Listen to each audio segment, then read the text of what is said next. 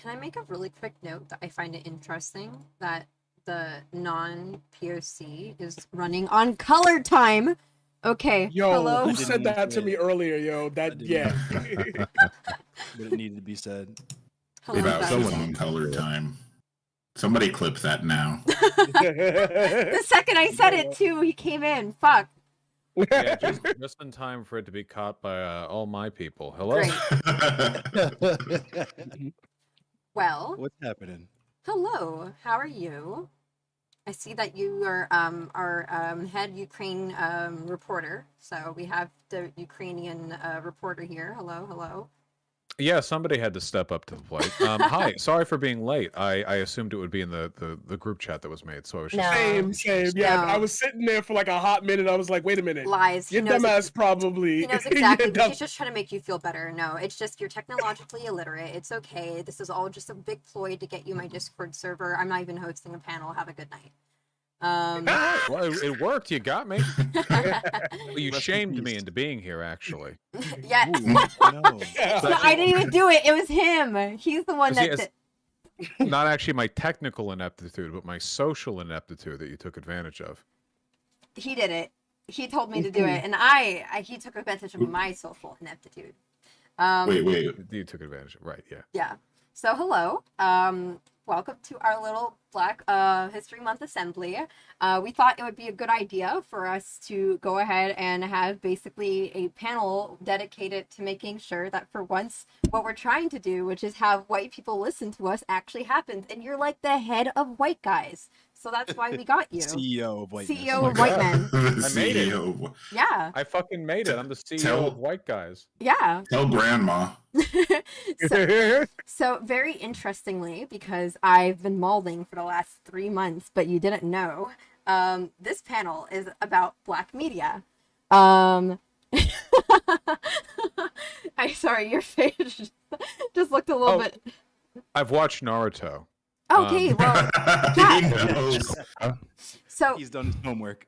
Yeah, so essentially, we want to run the format in whatever way you'd like to. Just the one condition is, of course, making sure people know who everybody is here, because we are all pretty small Black creators. And to be honest, every Black creator on this platform, which is not Twitch today, but usually is Twitch, is like everyone's just like a decimal of the percentage that you are. So no one probably knows who any of us are. So as long as you allow us to have the moment where we say who we are, we can basically just go to at your flow. And what we mean by Black media is movies, TV, music, arts, theater, I guess.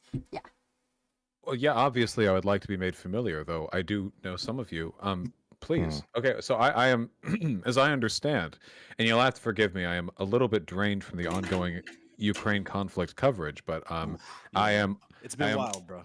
Yeah, it's been not great. But I'm hosting this panel, so I'm pointing all around then. So I guess in that case, introductions. Ender, since you're in my top left, I don't know if everyone has the same top left. How are you doing? I am doing great. Thank you, comrade. Again, my name, it's going to show up as Ender. My name is actually Aston Mack. You can find me at Aston Mack TV. I am the founder of the Orlando Freedom Fighters, a local political activist group in the area. Check out my stream if you want to see what activism looks like as a form of praxis online. Sweet. And Endless Cemetery, so named in Discord, possibly not in real life. No, Endless Cemetery is not my real name, but I'm from Baltimore. I usually have a giant Baltimore County flag behind me. I am just a himbo who kind of cares, and I'm really into anti-fascism, super into Black anarchism and labor history. That's what a lot of my like political content is about. I am also a filthy gamer, so I am an FGC head. I play Mortal Kombat 11 and Soul Calibur 6. I also do Gunpla builds. This past Valentine's Day, me and my best friend, I just built a RG wing from Gundam Wing, or I built the lower half of it anyway. I just built the dick. The feet and the dick was all I was interested in, so that's all I built. And yeah, that's kind of my thing. I go crazy on Twitter sometimes. That's really about it. You can catch me on Twitch and on YouTube and Facebook Live, and you can catch all my links to everything else there. Thank you. And I know who you are, Kar. Howdy. We've interacted several times, as a matter of fact. Yep, we've met. I can't wait to see what my DMs look like after this one. My comments are already getting ridiculous. I am Kar. I do Black Anarchist political commentary on YouTube. Sometimes I work out the occasional stream where I give lectures or play games, or I also do make independent electronic music. And I'm a big fan of dogs, guns, and whiskey. I like 2 of those 3 things. I think whiskey tastes gross. It's the dogs and the guns. I thought you were going to take cats over dogs. I figured you're going to be on board for the whiskey and guns. But I know you're a cat guy. I am, but I like dogs too. You know, it's a close second. Don't get me wrong. A cat, how are you doing? Hi, I'm doing well. And also, just as a heads up, there's one more person that will be coming. They are just visiting their grandma. They should be here by 8:30. So it's not going to be. I'm not going to be the only vaginal owner during this one. So yay! To your knowledge, you don't know. You don't know about me. You don't know my life. Been making some changes lately. Okay, so hello, I'm Katarana, or you could call me Katarane if you enjoy doing tongue rolls. I am a physicist. I am moving to Berlin on Sunday, yahoo! I also do a bunch of different types of streaming, variety stuff. I guess you would call me a socialist. I'm not entirely sure if that's exactly it. All I would call myself is a general leftist. I had the pleasure to speak to the Nazi porn professor, and I'm currently on a It's Okay to Be Smart and Coom arc at the moment. Nice. Oh, okay, good. The pro cooming takes will definitely endear yourself to my audience. I use she they pronouns. I just remembered that your audience likes that too. Yes, they're very fastidious about checking on that. And the paradigm shift, howdy. Hello. I have an intro, so I'm gonna do it. Just I wanted to address Endless. You and I have been in the same room before, and we never knew it. And I watched your game tapes, so I don't want none of that smoke. You can see me in Tekken. Oh. We good. But yeah, like I know who you are. I know who you are. I'm a fighting game player myself. It sounds so nice when bigger creators say my name. Now all of them have said it. Clout. I'm saying. Let's see if we can do Get this. that clout. Get it all up. You have to be like those what are they? The .io games where the blob eats the bigger blobs, right? Okay, every bit you can get. All right, let me see. Oh wait, no, I gotta do the intro. Yeah. Hello, ladies and gentlemen. My name is Marquise Paradigm, also known as The Paradigm Shift. You can find me at twitch.tv/the_paradigm_shift. Please do me a favor and email Twitch right now and let them know I want my username back. I hate the underscores. We talk politics, we talk games, we talk art, poetry, philosophy, foreign... I talk about everything. If there's something that you want to talk about, there's been a goddamn segment that I've made on it. If you're interested in any of that or seeing any of my high energy rants going on for probably 3 to 4 to 5 to 6 hours, please do me a favor and yet again, follow me at twitch.tv/the_paradigm_shift. You can also find me on Twitter at Marquise Paradigm. Twitter at Marquise Paradigm. You can find me on YouTube at The Paradigm Shift. I am... Vaush was the reason why I got into politics, and then it was the Hassan. Sorry, give me one second, because your people are doing the thing, and I can hear it in my head.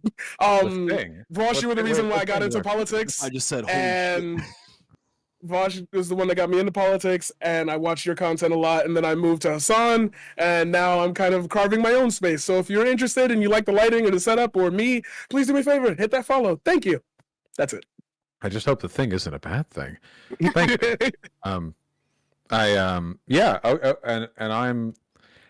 Vaush.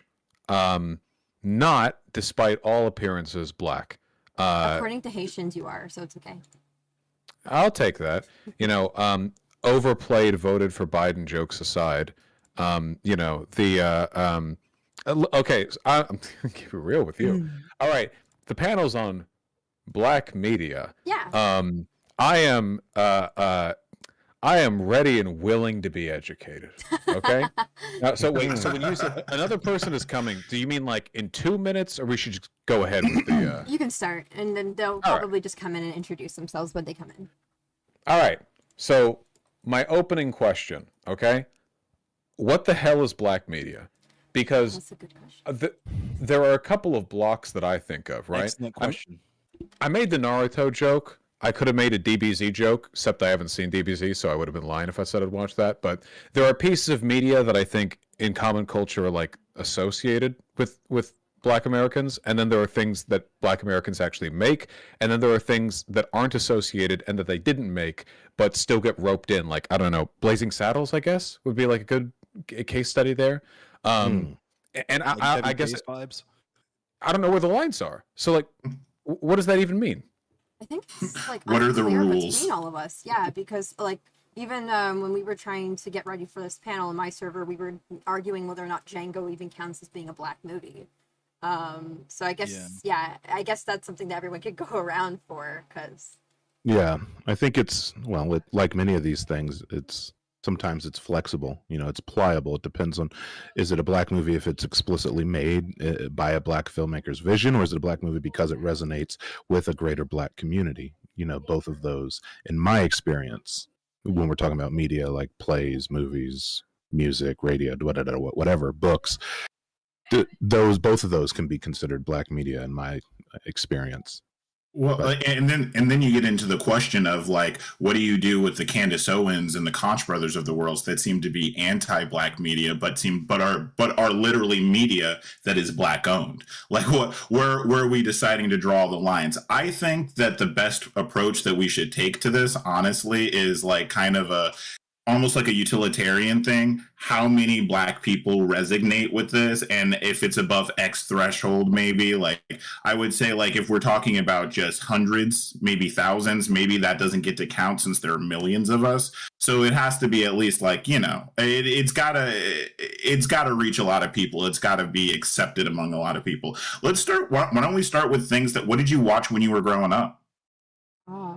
Wait, but I do have a question on top of that, though, really quickly. So you say that it's things that resonate with a lot of us, but then at the same time, there's like a whole media of like Nollywood movies. My parents watch a lot of Nigerian movies, but within Black America, I don't think most people even think of it. But unfortunately, it seems that like Black Americans kind of have like a stronghold on what blackness is within at least the international context, because most people don't have the opportunity to know about like what Caribbeans are up to. Or what I think Africans that just kind of comes from like American hegemony over, global culture, more or less, and that's just kind of a microcosm of that. At least that's my opinion there. So would you end up including something like Nigerian movies into the threshold of saying that that's a black movie, since very much it's black cast and black directors and black writers, but I mean, does it resonate with millions like the way that maybe Friday might? And so the Black Assembly was saddled with the one question that they would be answering for the rest of their time. What is blackness? Well, maybe we'll answer that question today. Scholars take note. Yeah, no, we'll get there. Listen, many a black cookout have solved all of world hunger. We just, we got to write it down and disseminate it to the masses.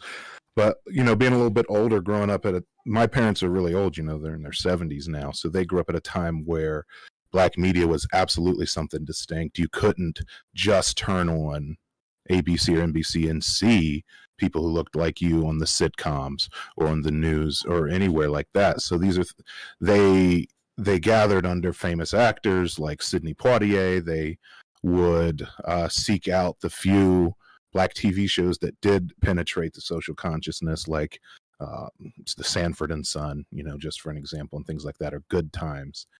And so it is ultimately, I think, when we talk about what is black media, I don't think too many people will look at the work of, say, like Officer Tatum or Candace Owens and say this is black media. Oh no, this is media made by a black person. And some people would be even a little less charitable than that. But I think it depends on how it resonates, I think, within the community. And then I would love to bounce off of that. my definition of black media as a whole has always been, well, especially America centric, the proper representation of what it is to live the black experience. Like, there are certain things that you're just gonna see and say, yo, I remember that, or I went through that, or I did that, and that's just not an experience that everyone can resonate with. They can find it funny, they can find it entertaining, but for me, black media has always been a very core centered focus on specifically, like, and I hate to say it this way, but like the hood. Like, it's, and the reason why I think that has been the more prevailing definition for me is because once you get up into an upper echelon of income, society, blah blah, you move out, you're already surrounded by different ideologies and different social circumstances that, yeah, we're all poor, but like, you didn't go through your mom coming at you trying to beat you with a belt or a shoe. Like, you didn't get the switch. Oh no, they got the chunkler. I think the switch breaks all class boundaries. No matter what, my mom is trying to beat my ass with a piece of something. Okay, it doesn't matter. But then wouldn't you say, because then wouldn't you create like an alienated class of middle and upper class black folk that don't get to be in charge of white media? That's exactly what happens. Is like, because you guys are saying that like black media is like the hood, but like for myself, like I wasn't really. My parents never saw the point of watching it because they're like, well, this isn't what you have. So basically, I had three shows: Sister, Cosby Show. Oh, my favorite rapist, and then Fresh Prince of Bel-Air. So, like, these three things and watch them over and over again.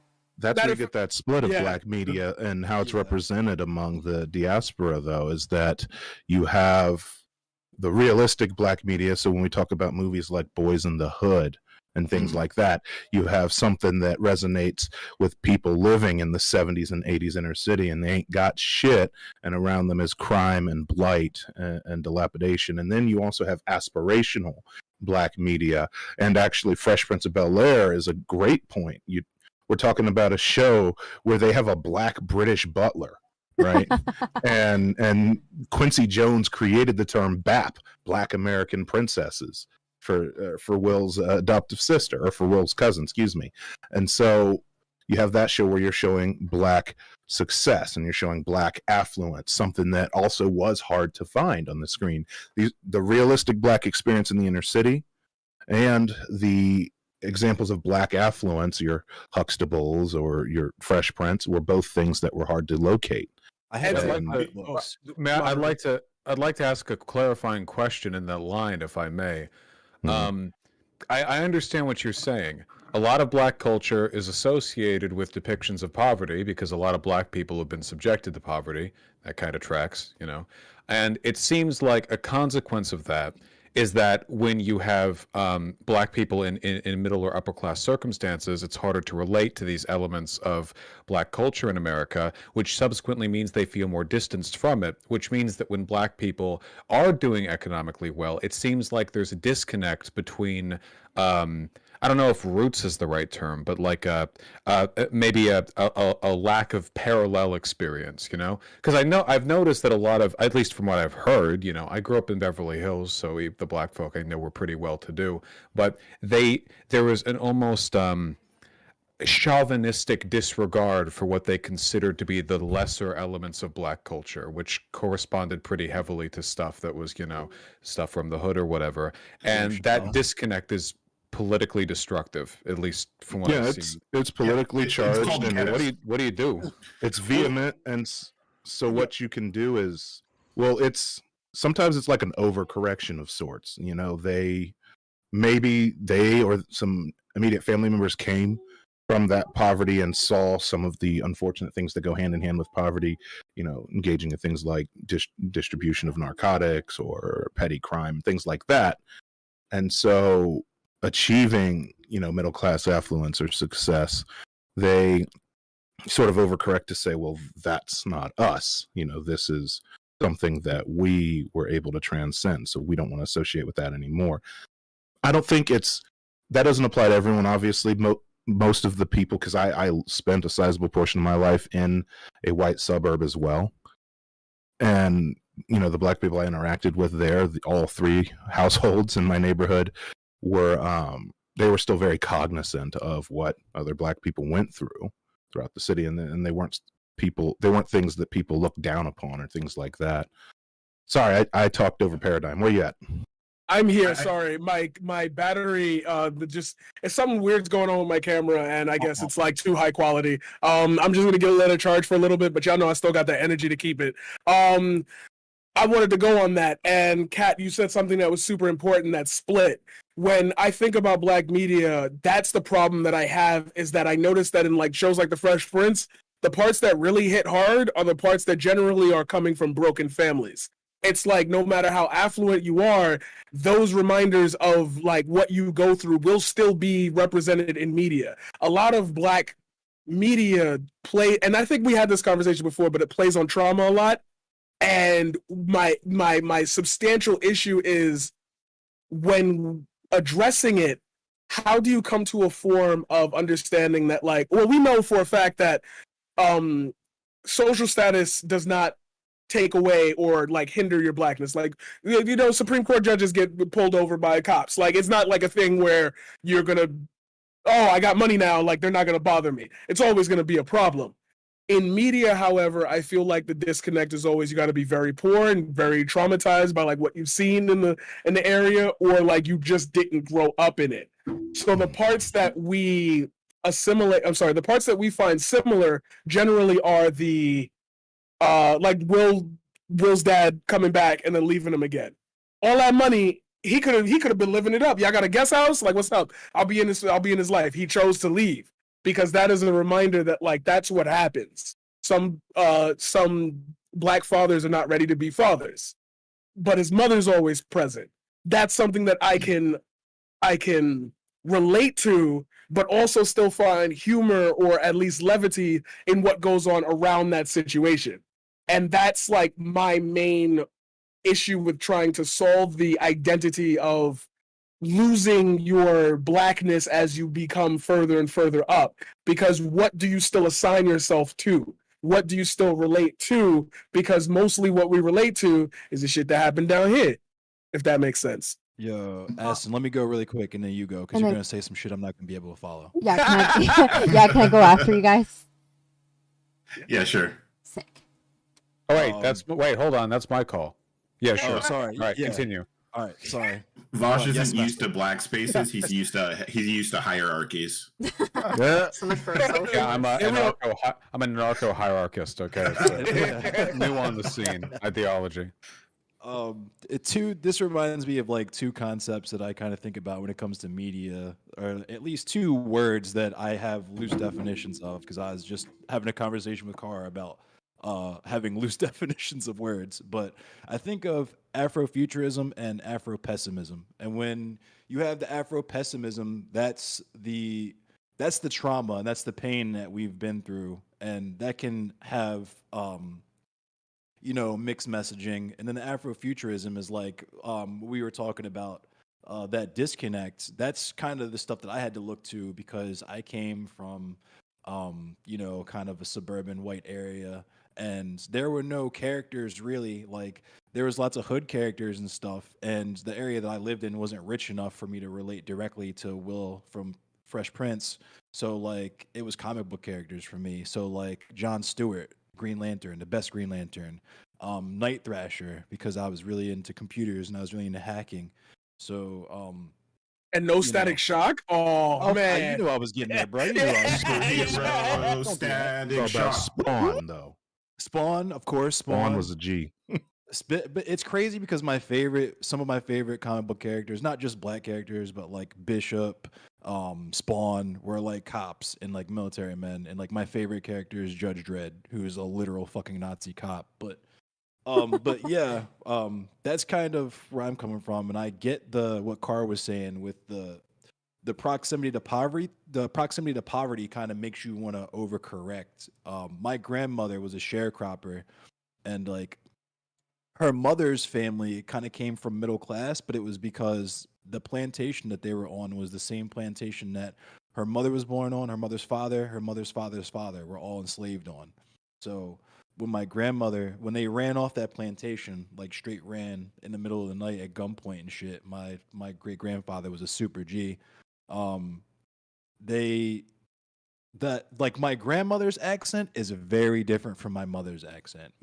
Like you can hear my accent. My accent is very similar. My mother and I have very similar accents, very like almost unplaceable, very like plain suburban white accents, for lack of a better description. But if you talk to my grandmother, like I have recordings of my grandmother just because I thought that shit was mad fascinating and I wanted to have, records of that. Her talking about shit like picking cotton from sun up to sundown at 8 years old, like that kind of shit. But yeah, that's kind of where I wanted to fucking go. But yeah, I rambled, so that's why I wanted to go first. Yeah, weed'll do that to you.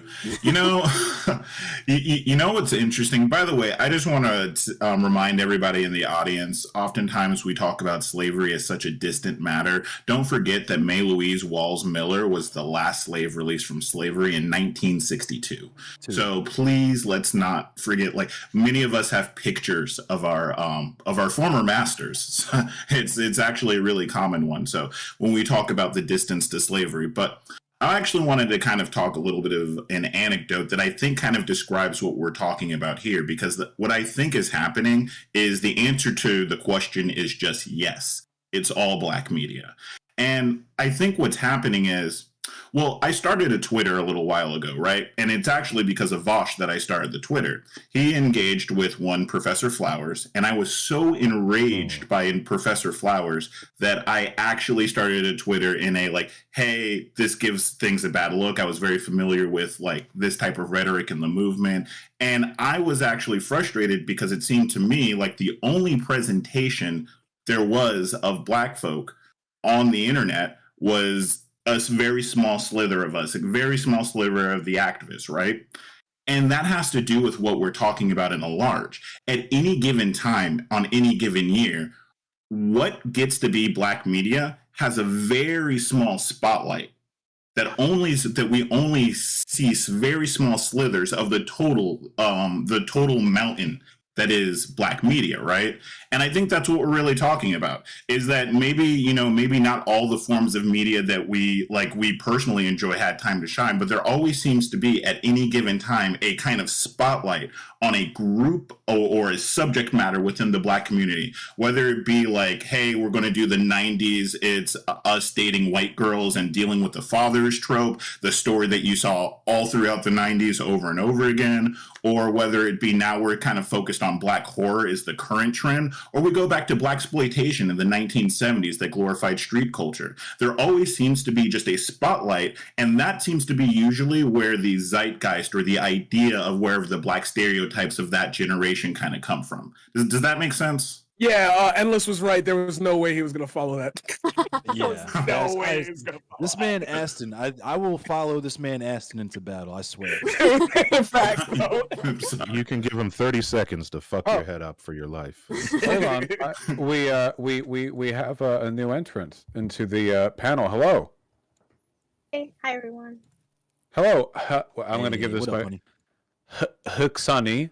We'll just go with Honey, I think, because It's Honey. It's Honey. Hello, Honey.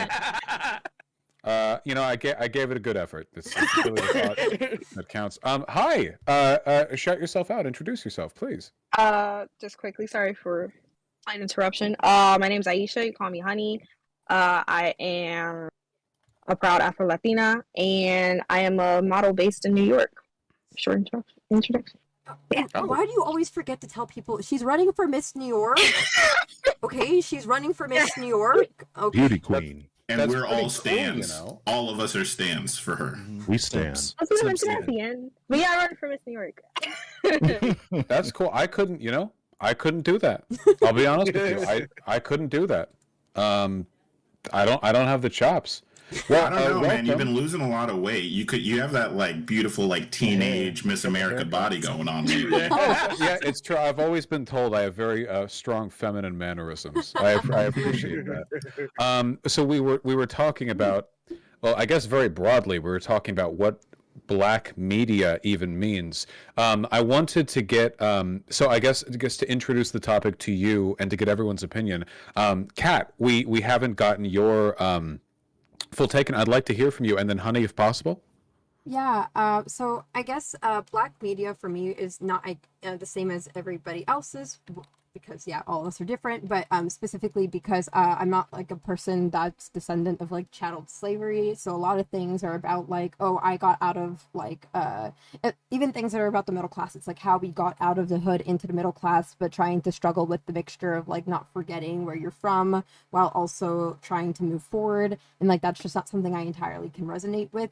So even when I get close to being like, ooh, okay, this is something that at least the dynamic in the household is similar, a lot of the underlying messages are not something I could catch on to. Like one of the first pieces of media that came out while I was still alive was Blackish, and they would talk about some of the situation with like the father coming from like a bit of a more of like a come up story, but that's just not something I can understand. So I guess once again it kind of gets into that thing where it feels like America has kind of like a monopoly on like what it means to be black.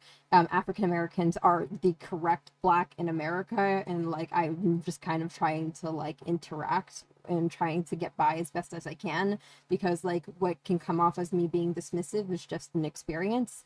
And yeah, that can get a little bit like wishy-washy. And I guess the only time in my entire life where I've seen even something somewhat close to like my I guess maybe my parent upbringing would be something like in Living Color, they had like a Jamaican family that's like, we have 10 jobs, well I have 5 jobs, well I have 6 jobs, and that's like 20 years old now, and that's like the only thing that will ever talk about Caribbeans. There's like no type of black media that really even talks about Caribbeans at all, so it just seems like that's still like a pretty big chunk of the black community that gets left out. So the best I have to go off of is Fresh Prince, I guess. That's sadly true. I mean, for the longest time, the only thing I knew about Jamaicans was Cool Runnings. Oh yeah. And like Top Shot is, and the word Bumbo Ross Claus a couple times. Yeah. as Luke as Cage, we all Luke Cage know. was pretty cool, I thought. And as for you, Honey, when you think of black media, like what it means, even what the boundaries are, do you have any particular thoughts on that? So when I even first heard the topic, immediately I think of like, social media apps. There's always the black part, black Twitter, black Facebook, black Instagram. So specifically, it's like you think about, okay, so what makes it black? And whether it be the relatable memes, whether it be the type of humor that is always said throughout that side, the type of discussions that are said, the discourse. That's what the first thing I thought about black media. And then in terms of, I guess what it means to me, I guess I can relate to Kat because I was raised more on my mom's side of the family, so it was heavily Puerto Rican based. So I didn't grow up with, black movies. You could say like Boys in the Hood or like, what is that movie with KarYZ and Taraji P. Henson? I think Baby Boy, if I'm not mistaken. I wasn't raised on that. I was watching telenovelas all the time with my grandmother. So it was watching Channel 6 News and movies like that, or even based like in terms of like music and artists. So I can relate to that. I wasn't raised on that. I was raised in a completely different language. And then as I started to into who I am as a person and going into like through different schools and meeting different people, that's when I started to see like more of what black media was. But I guess to me, black media it's like a separate distinction of what we call our own safe space in a way, because we feel safe in black media, and whether it's going off a white based app, we will make it black to make it safe for us. Yeah, you know what that reminds me of? That reminds me of how when we've been doing these panels and we've been coming like to all these different conclusions and these different perspectives, we all kind of had these weird things that were universal no matter where you were. And the best way I can describe that is maybe it's that black media is media through the perspective of the oppressed instead of the oppressor. Like, as in, for once you're actually a Black person inside a system of, like, no matter whether it be like Boys in the Hood or like Get Out, there's this like lens of you're actually in a system that where you're not the one on top, where this is what it's like to interact with kind of white society. And to be honest, no matter what the media is, as long as the protagonist and the main characters tend to be Black, that tends to carry through no matter what. So I think maybe it's those universal things that we were talking about before that we've all kind of similarly experienced from our own perspective. No? But I'm just saying, like, Samuel L. Jackson didn't have to die in Deep Blue Sea. They just took him out. Like, I'd never got that. Props to LL Cool J for living through it, but like, first man down. It's always the first man down. But to go further on that, I was listening to everybody and I realized that there is a level in a lot of Black media where no matter how far on top you are, there's still a level to fall from. And like the show, compare the show Friends to Good Times. Like for Friends, it's just casual. We're just hanging out, you know, and something come up. Seinfeld, something come up. Show about nothing. Like Good Times, The Fresh Prince. Not Good Times. I should just use The Fresh Prince for this. I could even use Family Matters if we're gonna go that far. Like affluent, but there's always this reminder that like there's still something above you. And it's crazy because I feel like you said it perfectly, that there's this lens that gets captured, like this specific narrow vision. And is it just because that's the most unique and popular thing that people gives me will... an interesting question. Go for it. Yeah, so I was wondering to a certain degree, like, do you guys think how much of what we consider Black culture, like Black media rather, is a product of commodification, like things that are meant to be sold to us as quote unquote Black media? A large portion of it is, for sure. That was something, when I was, in junior high and high school, something that really bothered the shit out of me was, and I think a couple people have even parodied this, was that a lot of Black media out of nowhere got centered around specifically like Black dance troops or Black marching bands. Yeah. You had Drumline come out, and then you had Rise, and then you had Stomp the Yard. Oh yeah. And I had friends and family who were older than me that were in frats, and their attitude was, "What the fuck you doing showing them our shit?" Yeah. Normies are supposed to know about that. Slaps. No, listen, I'm not saying these are bad movies, and Rise was like you're taking something that's very, very niche, like Crumpin', and putting that on the silver screen that 80% of white America hasn't even heard of and would have no fucking clue what it is. So yeah, these aren't bad works of media, but it was this odd focus on Black dance and Black rhythm that came up, and it felt a little bit like commodification. Yeah, because I can tell you why. It was a hard focus on Black song and dance. Yeah. I think there's some that are more commodified than others. Like for example, I think the thing that I hate, and I made sure I watched yesterday so I can remember how much I hate it, is Tyler Perry movies. That is such Black commodification. Just absolutely, like, come get to chitlins. All the white people are like, hee, these dead collard greens. That's so good. Like, it's just such, but like... he knows if he makes a movie that he's going to at least make $90 million off of it in Atlanta alone. Yeah. We do respect the grind set. I have a question, if I may, broadly to the panel. The term Black media, even as a category, obviously Black Americans have had a pretty unique experience, to say the least, in this country. There are plenty of broader demographic groups that have pretty distinct pieces of breakout media, and it doesn't get referred to in the same way. Like when I think of, for example, queer media, which has really taken off lately, people have talked about like Steven Universe as an example of like breakout queer media hitting the mainstream. But even as it's referred to that way in some niche circles, I don't think people talk about that as a distinct entity the way people talk about black media. Black media feels otherized in a way more historically, significant way, in a way which seems, I don't know, kind of weird, kind of like, maybe, I guess to me at least, like an unnecessary distance, because they don't do that with Steven Universe, right? They're not like, well, straight people can't watch this, Right. How do you, am I off on that? Like, how do you? No, you're not off. I would say that was wrong. I'll go fast. I'll go fast. So I would say the main issue, the reason you see that is because going back even farther than Steven Universe, I remember when Queer as Folk came on cable TV, But and I'm a then you had cheerleader. Queer Eye for the Straight Guy and things like that.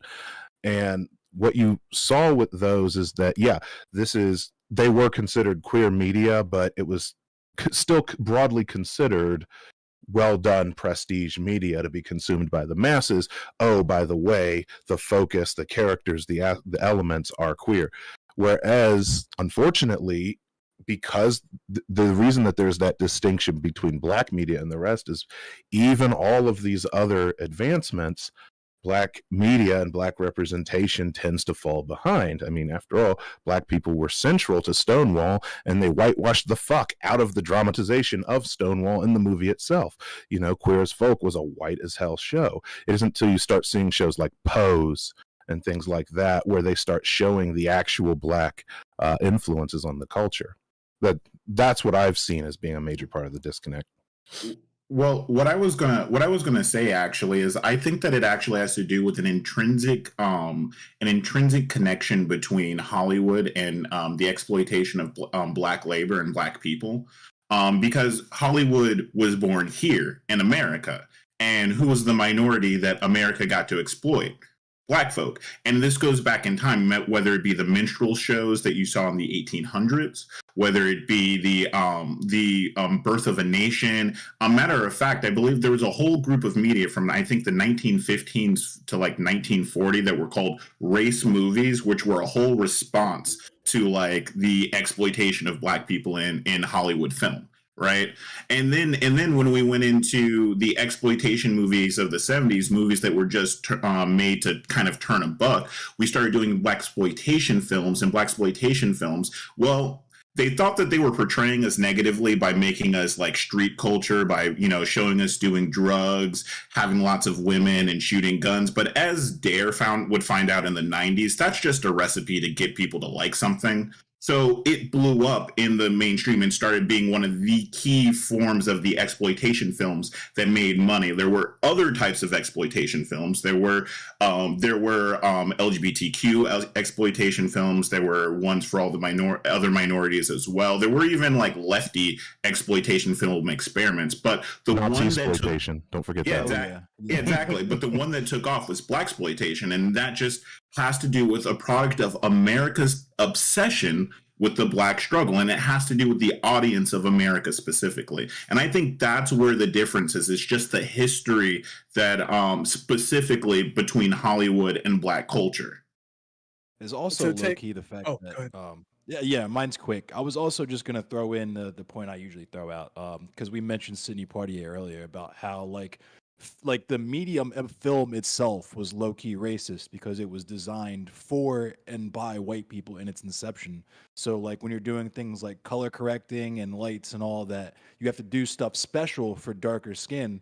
Like with Sidney Poitier, in the movie In the Heat of the Night, like he's sweating and stuff, and that adds ambiance to the film, but that's literally because they had no fucking clue how to light him. So they had all these like lights around him and he was just dripping sweat. But yeah, were you gonna say, Paradigm? Pat, do you want to go first? Sure. I think one thing that could also perhaps attribute to the fact that black movies don't get shown as much is like, so for example, for queer movies, I feel very comfortable showing it to like straight friends and everything, and like just allowing them to like see like, oh, people are just like you and I. But I suppose that every time I've tried to show something that's like uniquely black to somebody, it seems a lot harder to try to explain. For example, like I remember in high school, I tried to show some people like Boondocks to explain some different tropes within the black community. And it came off more as it felt like I was like it was being laughed at rather than laughed with. Especially like trying to show the episode of like Tom being afraid to go to jail, like I did not want to show anybody like anything further of that, because I don't think there was a learning moment like the way that like when I watched Call Me by Your Name there can be. Like, this can just be a love story, whereas Boondocks, it was like, haha, you blacks are sure funny. And I was like, I don't want to do this. Okay. Yeah. Oh, sorry. To answer. Yeah. No, the paradigm shift. Please go ahead. Thank you. I love the to answer your question, to answer your question directly, everybody pretty much answered it, but to go even a step further, when you look at this specific set of media, there are barriers at which you can promote these things, and we are not a mainstay in Hollywood culture. So the Black experience that makes it to the silver screen is very like narrowly chopped down, and there are so many gateways of things that you just can't show. And that's why I liked when you had brought up In the Heat of the Night, because I was going to bring up Bamboozled. They spoke about this specifically. I don't know if anybody's ever seen that movie Bamboozled. It's a Spike Lee joint, we were gonna watch it, but yeah. Yeah, exactly. It is a good movie. When you look at the Black experience through the movie lens, a lot of things get either watered down or are explored very heavily. So it's very hard for an audience. It's made for like a specific audience, in that sense that what we're watching is something to be resonated with, and from there the other emotions will carry with it. Like it's easy for us to make fun of The Conjuring and say, why would you go with the demon, why are you doing this, like, you get the aggravated. But like for Get Out, it's like, oh my god, I feel that. It's very hard to, as Kat just said, to show that to somebody and get them to look at it through that similar lens, whereas Steven Universe, they might not even pick up on it. They might not pick up on certain trends or certain ideologies being explored unless it's shown directly to their face.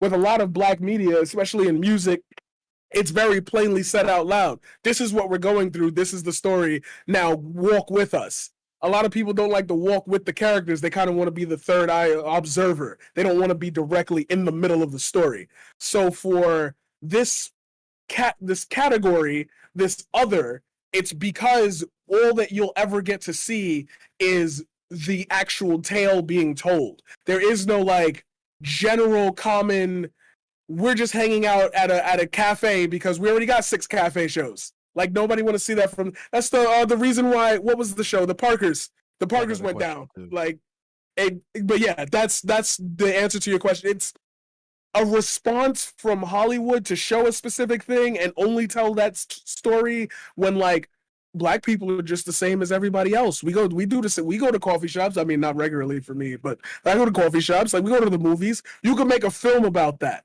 but will that film land the right way with a message that you might be trying to send? For other forms of media, it's a lot easier to land that message because you can display that with any character. If you if you take matter of fact, to sum this all up, the what was the movie that Tom Cruise played, the Chinese film, and he was like the warlord. Last Samurai. Yeah, like that. Like why did people have such a reaction to that? Because you're representing that section of history, that section of culture with different people. You can't really do that with the Black experience because it's like, yeah, I could show white people getting arrested for no reason and getting brutalized by police, but like, who's really gonna vibe with that? I hate to say it that way, but like, who gonna vibe with that? Like, I don't get it. Like, why is that happening to them? And honestly, in my opinion, at least, when I look at Black media and I see that happen to Black people, it's like, yep, now you gotta do that, yep, now you gotta do that, yep. And it's like, it's just more for us because of the history of America. If we were all equal and it was all a laid out stage and we all had equal opportunity, this and that, I'm sure we could find level ground where it wouldn't always be that, but we don't live in that world, sadly. So, sorry, go ahead, Vaush. Oh, he's muted, my fault. Yeah, I was gonna ask a question. He's talking to his chat, probably. So, wait, I'm so sorry. I don't know how I got muted. My apologies. I'll just leave to start using slurs. All I wanted to say was, sorry, I had to bust them out while no one could listen.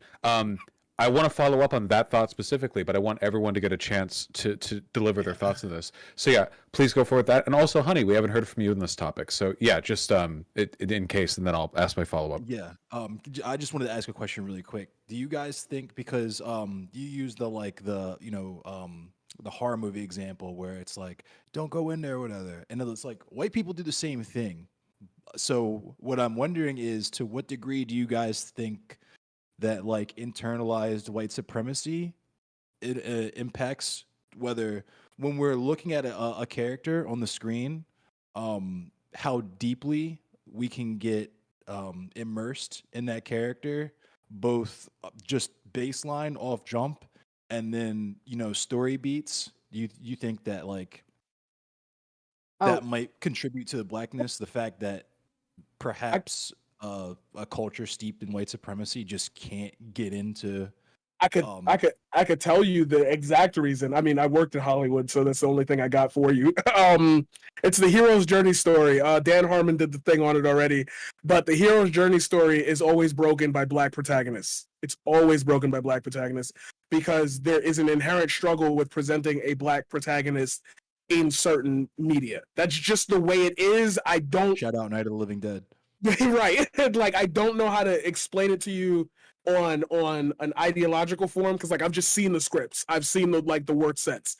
It is just this monumental. Yeah, you're right. It is like white supremacy, because what ends up happening, or let me not get clipped out of context for that. There's a factor of white supremacy that exists within how they create scripts, how they book jobs, how they do this and that. And that is ladled through, quite literally, not only the Screen Actors Guild, but the form of the hero's journey. It is very hard to write a black protagonist that doesn't go back to the beginning without losing everything. If you remember in the end of Batman gained his I swear to God, if somebody says spoilers, I do watch the fucking film. It's too late already. At the end of Dark Knight Rises, Christian Bale, Batman gets free, doesn't have to be Batman anymore. It is very hard to write a story about black people where that circle ends with freedom.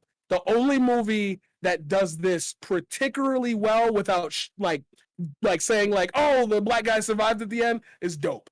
And I don't know if anybody's seen the movie Dope, but like now I think you guys can see where I'm coming from.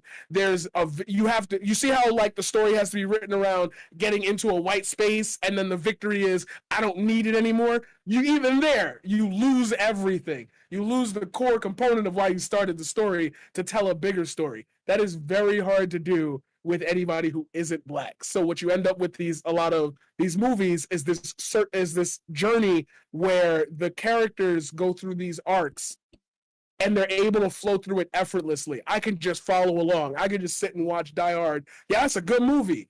You can't do that with a black story. It just doesn't work.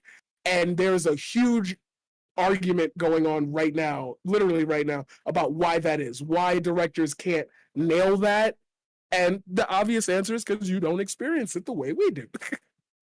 I think that. Sorry. Go ahead, Kat. Oh, I was going to say that I think white supremacy does affect how much I enjoy something. I think, unfortunately, we have media in which non-people of color can be anything, and I'm never like, that's stupid, or you're making your people look bad. Whereas, like, I'll sit there. I watched Empire the other day, and I was like, I fucking hate this. I fucking hate this. I fucking hate this. I fucking hate this. I fucking hate this. I fucking hate this.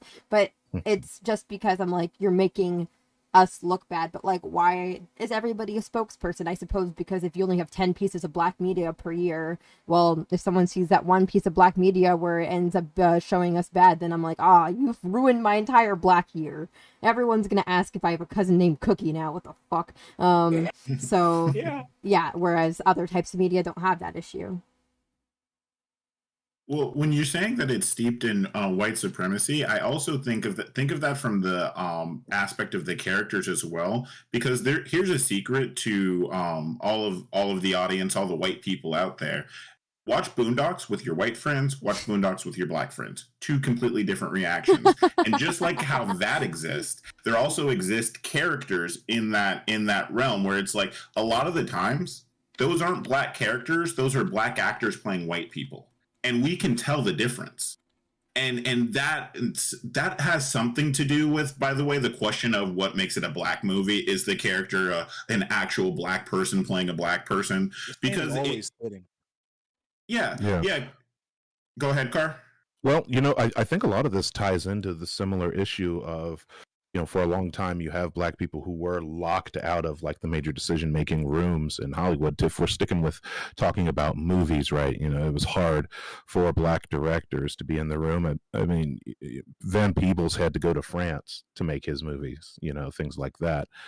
And so someone brought up horror movies earlier, and I think that can link into all of this as well. Think about horror movies for a second. You think about, during the 60s, 70s, 80s, all the way back, the black character was the first one to die. But look even further than that. Even to this day, right now to this day, think about the movies you watch. How often, for instance, do you actually see a black man kiss a white woman? How often does that actually happen? And when it does, how often is it horror movies? No, how often is it horror movies? Okay, Get Out, horror movie. House of Wax, horror movie.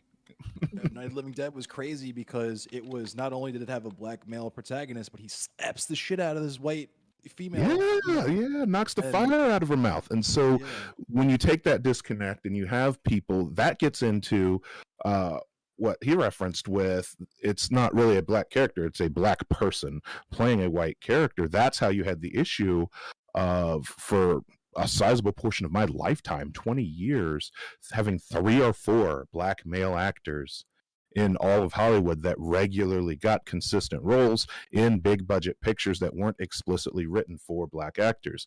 Will Smith was one of them, Denzel Washington, Morgan Freeman, and Samuel L. Jackson. Right, these were the only 4 that consistently got these roles, and on multiple occasions, Will Smith movies nearly didn't get made, nearly had the production companies pull out because the insistence on casting him, Wild Wild West and Independence Day.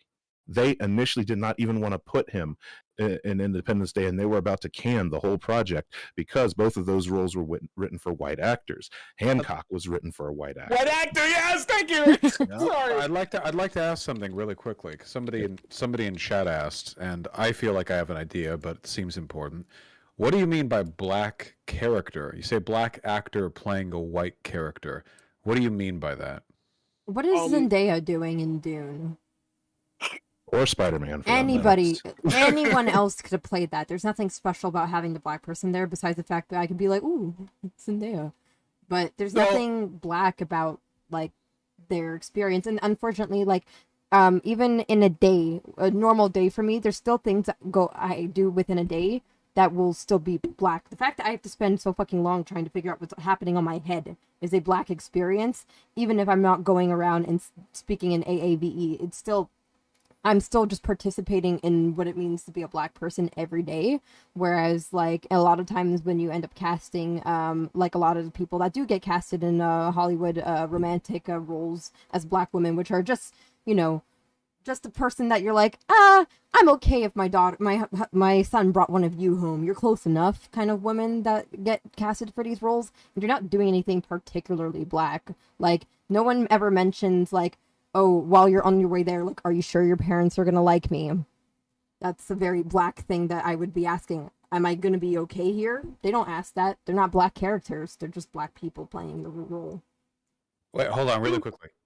Yeah, honey, sorry. I saw you had your hand up. I think a perfect example that I can even give for this, or just how to relate to it, is when you've ever read, I don't know if anyone's ever been on Wattpad, and you had those stories that say YN, and you know very damn well when they say caressing her silky, soft, long hair, it was not talking about any black person. I feel like that's the perfect way to describe it.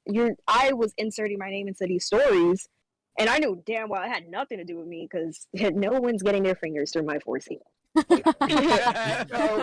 when you see it like that's how I see it. A black character having to play a black actor having to play a white character. It's just really as simple as that, having to insert yourself into situations that you would kind of never ever see yourself in, but simply just playing it. Yeah. I'm gonna throw out the craziest, easiest one right there. I'm gonna go with Hitch. You can replace Will Smith with literally anybody, and it plays out the same way. Wasn't that also Eva Mendes too? Yeah, There we go. She's the racially ambiguous romantic interest whenever a black man's involved. Rosario Dawson or Ava Mendez usually. Right, and why is that? That's what we mean by black character. You can tell when the thought process of the character within the movie. You can tell. You know what? We can even take it away from movies and TV shows. You can even put it in music. You can't have somebody like going. Well, matter of fact, we make jokes about this all the time. Hey, we're selling drugs. We're making movies. We're doing gang shit. It don't sound right. Why doesn't it sound right? Because it don't belong to what you're like. The words you echo when you're given a. Yeah, go ahead. Oh no, I agree. And I understand what you guys are saying. To this though, I feel we find the root of a problem, right? Because earlier it was brought up that it seems to be an issue that middle class or upper class black people have difficulty relating to black cultural experiences, which are heavily tied to poverty or the hood or whatever. And down here, there's a perceived, and I agree with what you're saying, inauthenticity of black characters who don't conform to those elements of black culture.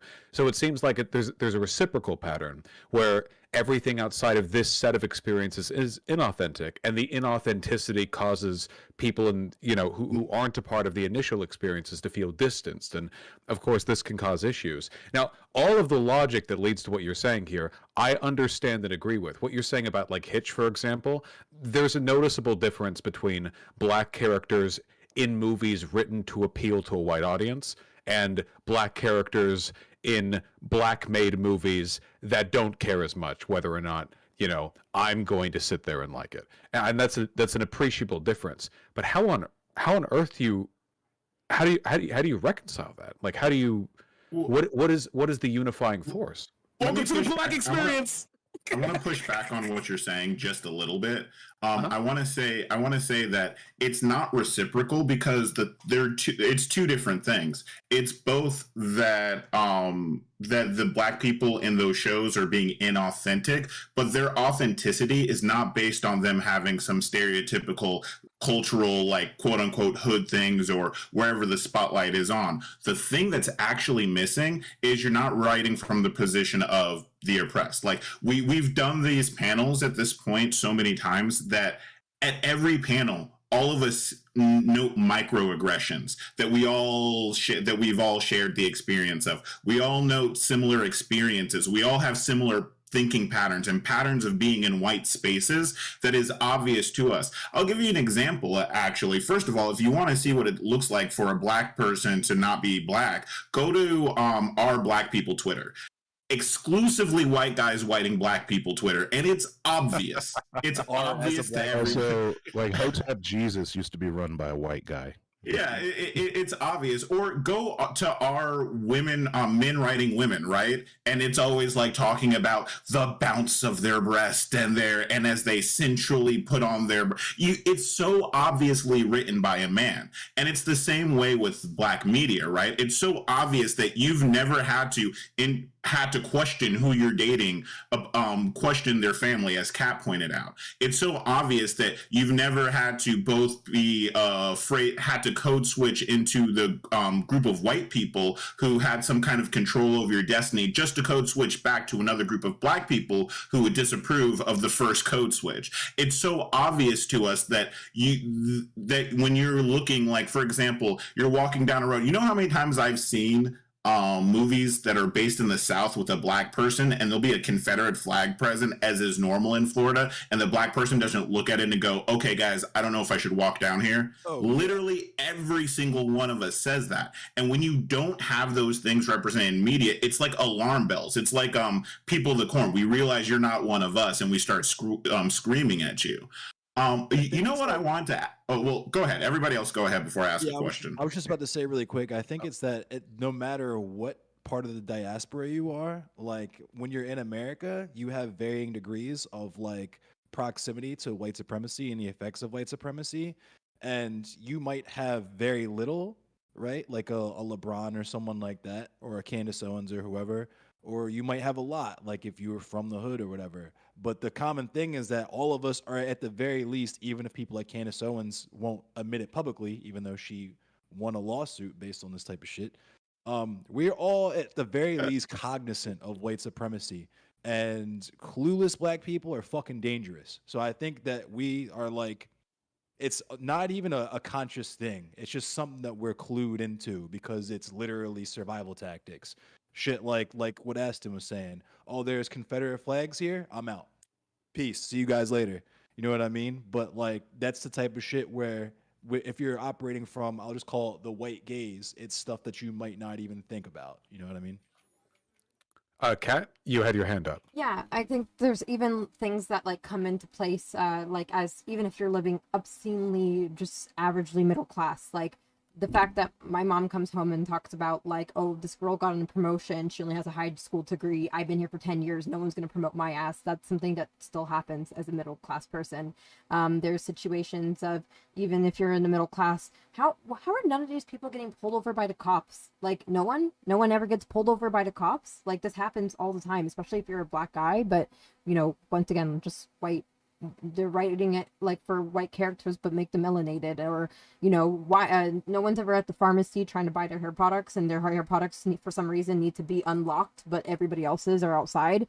These are just like things that happen. But you know, why does everybody wake up with perfect hair? Everyone knows that black people don't wake up with perfect hair. What the fuck is this? Like these are, it just doesn't happen. It's yeah.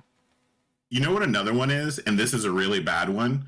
The one where it's like the black friend amongst white friends, and none of them have all the microaggressions that your white friends have towards you. Like none of them like do the thing where they have to say a black phrase and they have to like stare you in the eye, like when they say dog. Like they'll be like, "What's up, dog?" Like right at your face, like to make sure that you understand that they're using your language. Like they take out all those microaggressions, and it's so obvious that I'm like, you guys, this isn't a real group of friends. Like that's not a real black person in that group. That's not how they treat them. And it's really like red flags to everyone when we see it, you know?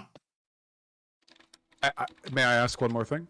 Wait, I'm the panel host. Yes, I will. Yes. Okay, so you said welcome to the black experience. I totally get that, because it seems like there are so many parallel elements of white culture. Obviously, to compare like white culture with black culture, it's stupid, you know. But we're with in the broadest sense, you know, like in terms of like experiences which relate to poverty, you have like rent tier. You know, I spend 80% of my paycheck on a Manhattan apartment. Queer, like lower class gay white culture. You have redneck culture, you know, and obviously white people dominate upper class culture. You know, that's like almost uncontested. It seems like no matter what your background, if you're white, there's a group of people that makes media that you will be able to consume and feel like you belong.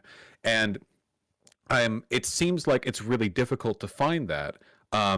If like say like upper class black people or whatever, you know, some black people, maybe they grew up, or mixed race black people, I know they complain about this often, where it feels like there's this incompatibility between different elements of their lived experience, where they get, you know, on one hand they feel like some elements of black culture aren't fully representative, and on the other hand it's like a sellout type thing if it's, you know, the white culture adjacent to whatever community they grew up in. Obviously there's no I can't imagine anyone can solve that problem right away.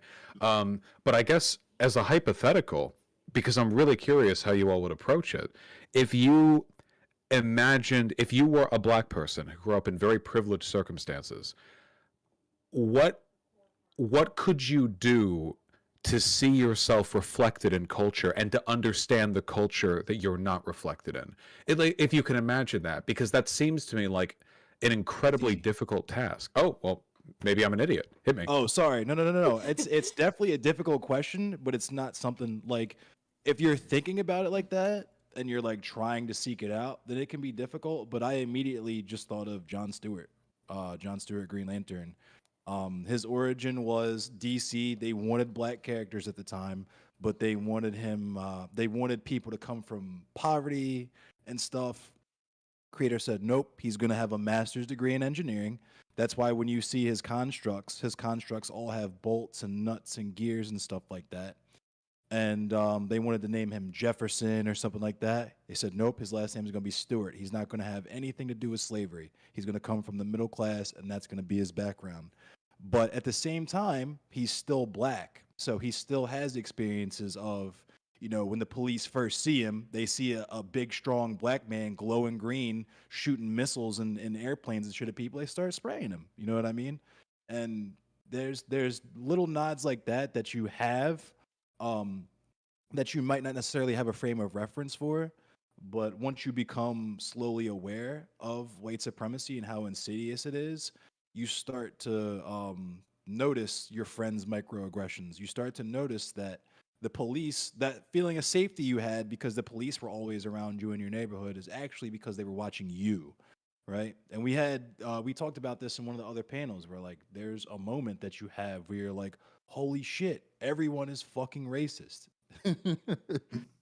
So the relationship is coming to empathize with the fact that your experience is distinct to the vast majority of Black Americans, like an understanding that your difference is born out of not experiencing the shit they have to go through, kind of. Right. It's kind of like, yeah, where it's like you, and admittedly myself, I've talked about this before, where like I had some internalized white supremacy and shit, where you want to be white, you want to stand out from the other black people, or at least what you think is the other black people, when you come from a kind of well-off setting where the only black people you really interact with are your family members, who are kind of maybe in various degrees of poverty or middle class, but you don't see them often, right? So your only like mental capacity of white people is like rappers, athletes, and, you know, trappers.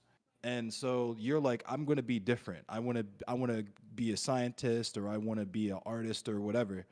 And when you find a character that kind of resonates with you, at first it wasn't always Jon Stewart. Like I said, it was Night Thrasher for me because he was the hacker.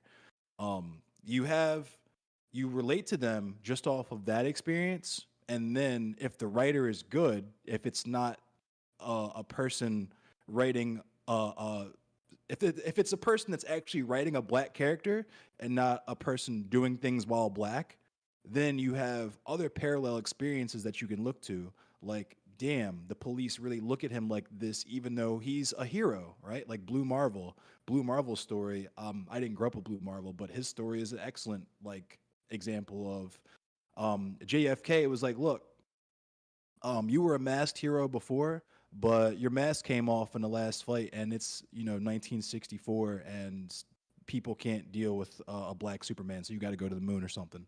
Like that type of stuff, like once you read those things along with whatever else, it definitely sparks something in your mind that's like, maybe there is no specific, like, uniquely, or rather, how can I put this? Maybe my blackness is not defined solely by my proximity to the hood or to poverty or having come from chattel slavery or whatever. Maybe blackness is literally just how I survive white supremacy. You know what I mean? So what I wanted to say, because I like what Vaush did there. He wanted to be pragmatic and look for solutions, which is something that I think is kind of difficult, because I think we're all identifying that there's kind of a problem, kind of a separation, that spotlight that I was talking about earlier kind of has too narrow a focus, if you would.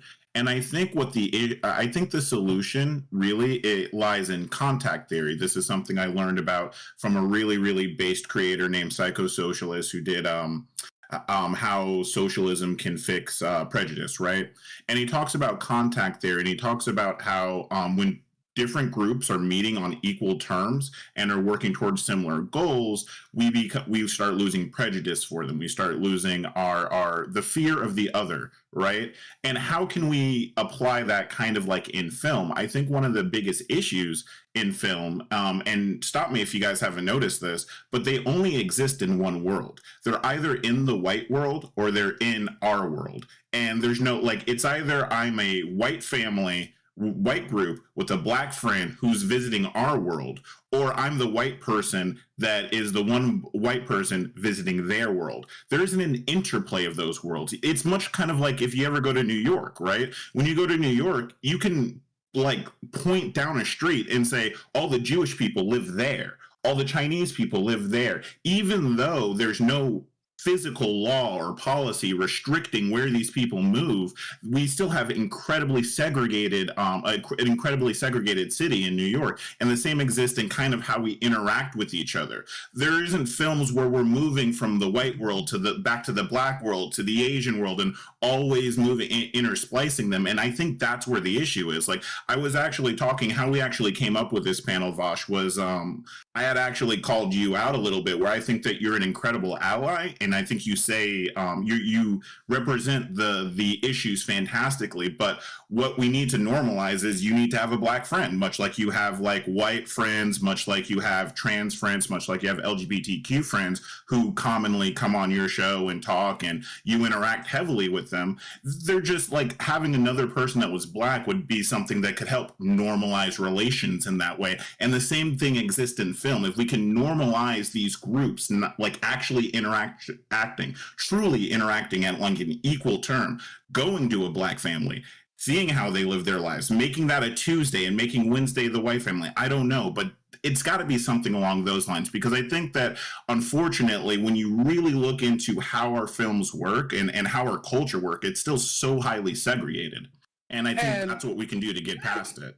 I'm sorry, I know Honey has to speak because you haven't spoken in a while. The two films that, and it's easy to do this with films because you have a representation of somebody writing for somebody, so the layers are there.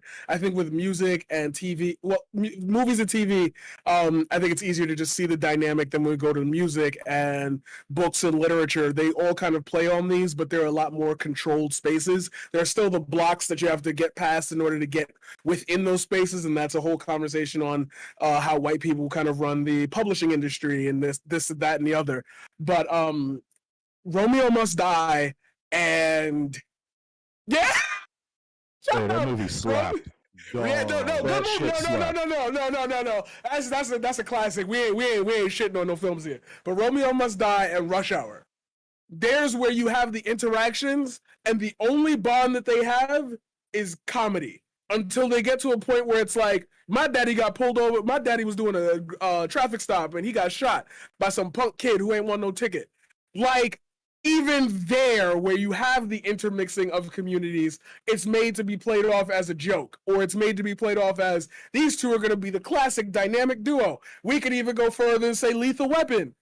You had the black family and Martin, he just said it, Riggs, I'm going into the black house. But for some reason, Riggs doesn't have a family, he's just got the dog. Wife was killed. Like, they killed off his family quick. Why is that? Because we don't want these two, we can't handle that dynamic. We don't know how to write for those characters. We could make the entire environment, and now Lethal Weapon for me personally is a good movie, but I understand people in like cop films don't work. It's okay, I understand that. I grew up on that. But even there are clear examples that are still existing to this day. Hollywood just hasn't done it. And we could talk about money, financial barriers, economic barriers, the fact that some people don't want to be writers, some people don't want to be actors. There is just they just haven't done it yet. And they choose that actively. Whoever is at and I don't want to name names because I have NDAs on that. Can't do that, right? But there are some people who make that specific choice very blanketly and clearly to everyone on set. At The Walking Dead, there was the huge conversation about Tyler James Williams. Why did he get all this beautiful character arc to get killed off in 2 episodes? And he himself came out and said, they didn't give me a reason beyond I was just the outside character that didn't work for anything. And he was really upset because, wow, you guys systemically killed off all the black characters except for one. And then that one became entranced and in a relationship with the main white character. Like, it's everywhere. So for a solution, it is just the opening and normalization that these cultures can coexist. I can share my experience and write a story that can have the open-endedness to allow other groups to come in while still being authentic to me. Our problem right now is that everybody writes for the money. Everybody writes for the hardest hitting. I gotta get to the blockbuster. I gotta sell the most tickets. And sadly enough, when you get to a trend like that, you can only play around with the barriers so much before you're afraid of losing money. And then studios don't want to donate. Nobody wants to rent to you. You lose the contract. There's just so many layers to why they don't open up that experience. And now that we're in 2022, I'm going to do the famous fucking thing. We have no choice but to open up that experience because it's amazing. Like I taught table tennis in my Chinese community. You are in New York City. You know Essex. You know, like down there wasn't a barrier between me and the parents that I met of my students. They liked me. I wasn't like in a socially acceptable black person. They just viewed me as, you're a person that comes from a community coming to teach us this the thing. Let's teach you some things. I went to their graduations. I've gone to birthday parties. And that involvement of teaching me their culture while I'm allowed to exist within my own mainframe, it adds on to the experience. Right now, we write singularly for each experience, and they can never interact. If they interact, it'd be crazy, but directors don't know how to handle that shit, or they don't want to, I should say. Honey, you wanted to speak? I guess just going off of that, it's reminding me, just hearing y'all talk, it's reminding me of wanting the talk of POC solidarity with Black people. Like, I don't know why, but this is like what's coming up in my head in regards, like, as you mentioned with the segregation, like it's not like there's laws saying that, okay, we don't interact with them, we don't interact whatever, and Jewish people live here, and then Asians, I'm from New York, so Asians live in Flushing, Black people live in Brooklyn, and you have the Puerto Ricans and the Dominicans in the Bronx. There's no law ever saying that. So hearing talk, it's just reminding me of the fact that the reason why I feel like also it could be because everyone wants to make money in the films, and definitely that can be a huge reason. But I feel like it's also there's no want to learn about also other cultures. So if I have the privilege of saying I can learn about the Black experience and I have the Hispanic experience, but I can tell you there are probably multiple people who don't feel the need to be like, I don't want to interact with these other groups because I don't relate to them off the bat. I don't need to write a story that involves them. Oh, honey, your mic's cutting out a little bit. Could you bring the phone a little bit closer to you? I don't know if it's a phone, laptop, something. Is this better? Yeah. Yeah, I think that'll be better. Okay. So, yeah, essentially, I'm just saying that in order to write the experience, of course, you have to be able to know the experience. And like you said, you were very privileged to have that experience of the Asian community there where you were teaching. Just see you as a person, and you have them, I guess, love you and invite you to these places. But a majority of the fact is, for a lot of other Asian communities or other Asian families, that's not going to happen. Yeah, and they would refuse to even want to have that experience. And you can walk through Flushing right now and they look at you, oh my God, what are they doing here? Like, what? When you walk out, what are you talking about? But it's just, they don't, I wouldn't say it's just, it could be the money, but it's also they just don't want to see that. They don't want to see that solidarity because they've been taught that the solidarity would hurt us at the end, or they've been taught that it's not worth the solidarity. Right. You know what it might actually be? It might actually be the code switching. It might be that from years of actually like suppressing our ethnic heritages in the presence of whiteness, which is kind of the all-encompassing, because we've all said this in other panels, there's a lot of Black times we don't bring up our Blackness in public spaces, right? Because we're trying to fit in a professional setting, in an academic setting or something like that. And maybe that lack of understanding each other's cultures happens because we're doing that simultaneously adjacent to these other cultures, like an intersectional thing. And because power level. Yeah, everybody kind of because I mean, this is just the truth. The more professional or academic that we're supposed to be, the more whitewashed our culture is supposed to be, the less our culture is something that we can actually bring, or our perspectives is something that we can bring into things. Like, it's frustrating, but maybe that has something to do with it. No, like, we should name our favorite movies, by the way. We should be naming movies. Why aren't we doing that? I don't know. Like, I was gonna put this out there. There was like, if we were able to have a culture day every single day, like, you know, in school we had culture day, and everyone for some reason was like, "Oh my God, your culture is so cool, your culture." If we were able to do that in America every single day, I'm pretty sure, not saying it would be kumbaya, but it would be a little more accepting. But, yeah, it's like neutral spaces. It's like in order to be colorblind, they actually made everything white, and so all the neutral spaces are just white, and they don't put other multiple cultures in those spaces, like places like schools or government or places like that. And maybe that has to do with that suppression that we're talking about. Does that make sense? Can I ask about that actually? Yeah. With regards to, so you said the default made white, you know, we're going to be inclusive by making everyone white, even black people. That makes a lot of sense.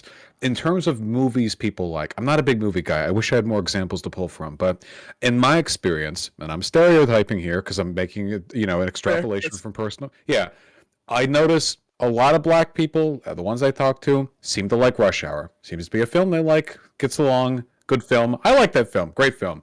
Now, Django Unchained, very different film. Mostly noticed it's white people crowing about this online. And from what you guys are saying, and I like Django, I like both films. From what you guys are saying, I feel like there's an authenticity in Rush Hour which both acknowledges Will's blackness, you know, and moves forward with it in a way which feels accepting and fairly progressive. You know, okay, well, different cultural backgrounds make people act differently, and that's fine. Great. Now go find aliens or whatever, you know.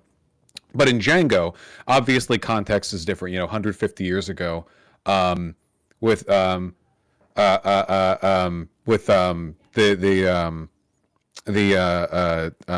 slavery business and everything, different like cultural pretexts, but easy to forget. Yeah.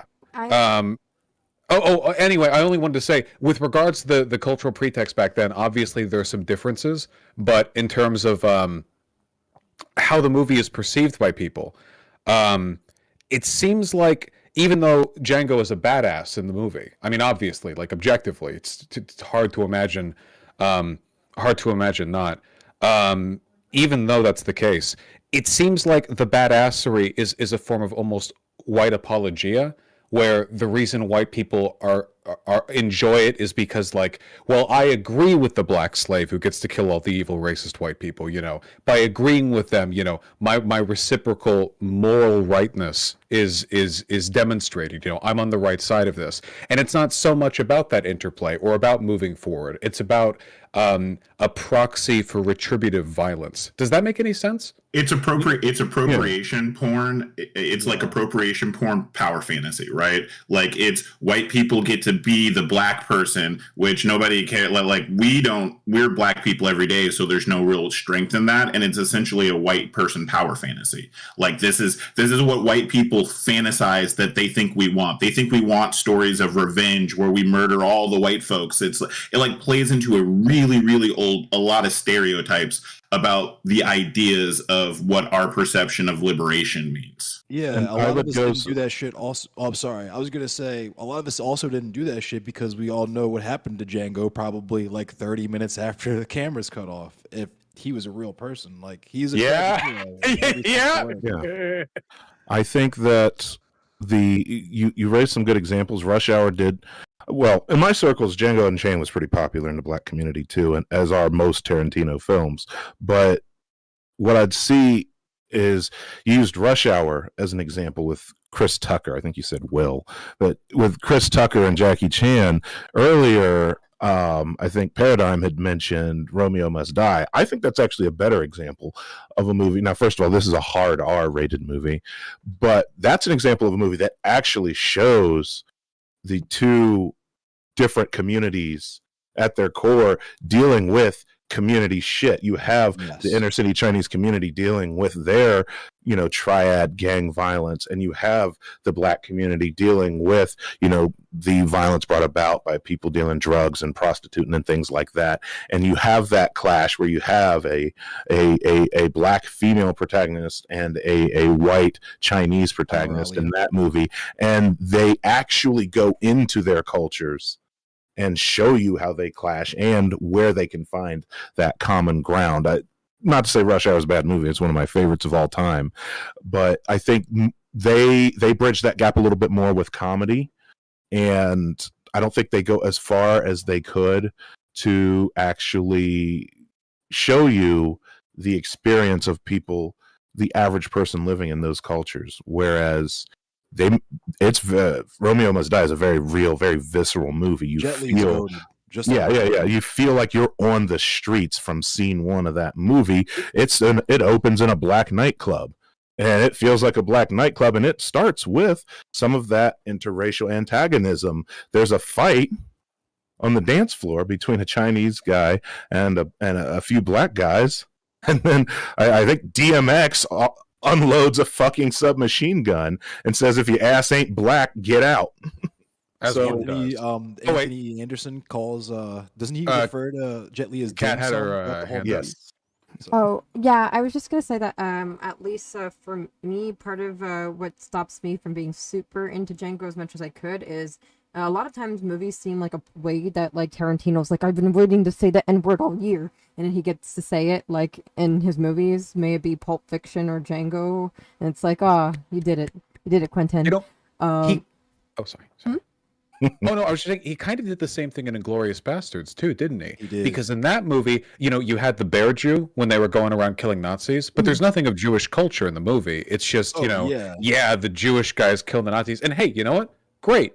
But that's kind of the same thing, isn't it? A little bit, right? White people getting to feel good to morally align themselves with the proxied revenge fantasy. And that's different, I think. Like that's not the same as like if you were watching as a Jewish person or as a black person in that type of narrative. That doesn't feel the same, right? Yeah, but even more specifically, it seems like for some reason he writes himself into movies specifically so he gets to say the N-word. Like in Pulp Fiction, he gets to say the N-word like 4 times, and you're like, is this done? Like, are you done soon? And then also, I guess, at least in my household, they didn't really enjoy the mixture of the different types of music. Like, they were just like, is this a timepiece? Why is there music that's like so mixed in here? I didn't really, that didn't particularly bother me. You didn't like Rick Ross? And yeah, my parents, as soon as Rick Ross came in, they were like, yo, what the fuck is this? And turning this off. And then I think, I particularly don't like black damsel in distress characters. So Broomhilda just like generally kind of irritated me because she's just like, oh, my hero.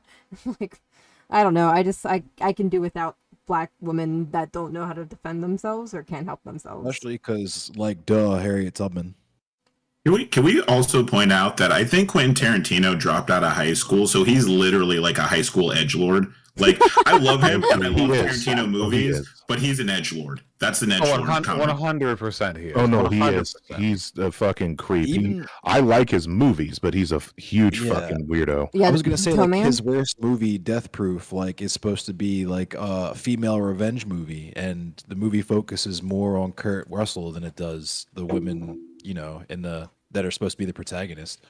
Yeah, and then I guess, just all that together, including the fact that, like, most of his audience are just, like, a bunch of college boys with Reservoir Dogs, like, posters on their wall. It just doesn't really, like, I think it's just hard to kind of, like, mix those type of audiences, like, the ones that are, like, quoting, like, Pulp Fiction all the time, and then, people that are actually there to get some type of historical, like, a little bit of a revenge movie, but also, like, yay, representation movie. So, yeah, I think probably if it was directed by somebody else. Like, I think that's why 12 Years a Slave also is a bit of like a black trauma bait movie, but at least it probably had a higher percentage of a black audience.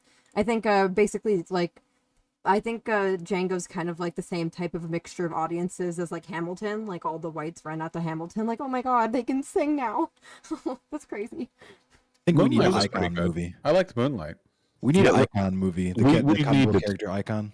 Yeah, we need to talk about the rapping slave owner play. I feel that needs to be addressed. I'm still angry. To all of Hamilton 2 days ago. I'm actually completely ready for this. For the first time, I hadn't listened to it. I'm trying to make myself gayer, so I listened to all of Hamilton. You're doing great. Thank you.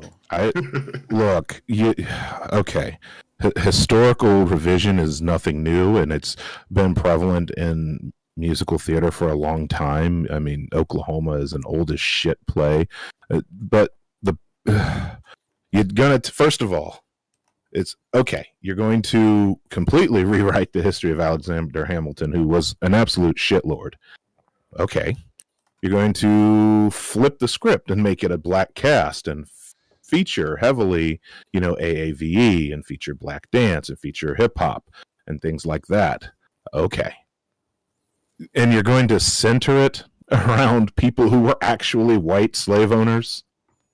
Like, I understand from a technical standpoint that the music is decent. I love musicals. I love show tunes. I spent ungodly money going to see Wicked last year. So I get it.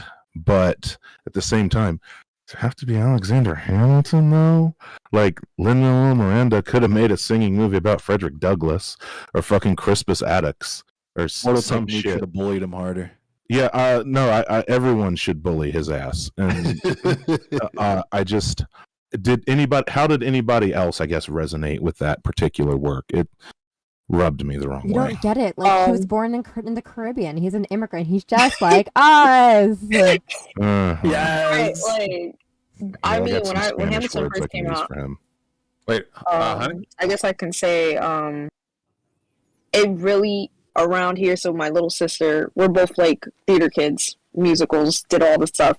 So when Hamilton first came out, I was like, okay, sure, it's whatever. But witnessing a little black girl, they took it as it was the first time that she actually got into history. And Hamilton still to this day, because it was really using a lot of lesson plans, a way to relate to the black community, which, like you said, mentioned the use of AAVE, the black dancing.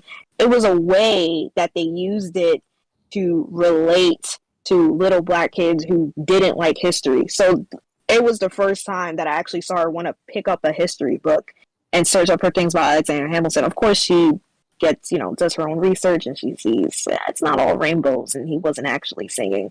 And then it's also, you have the other part of, because of that play, it was so hard for people to separate Alexander Hamilton was a white man who owned slaves to Alexander Hamilton is a Spanish guy who sings and is happy. So when that's what I was witnessing with Hamilton, you have to remember, like, these are white slave owners, not Aaron Burr was not a black man. Even sometimes I would forget, like, Aaron Burr, sir.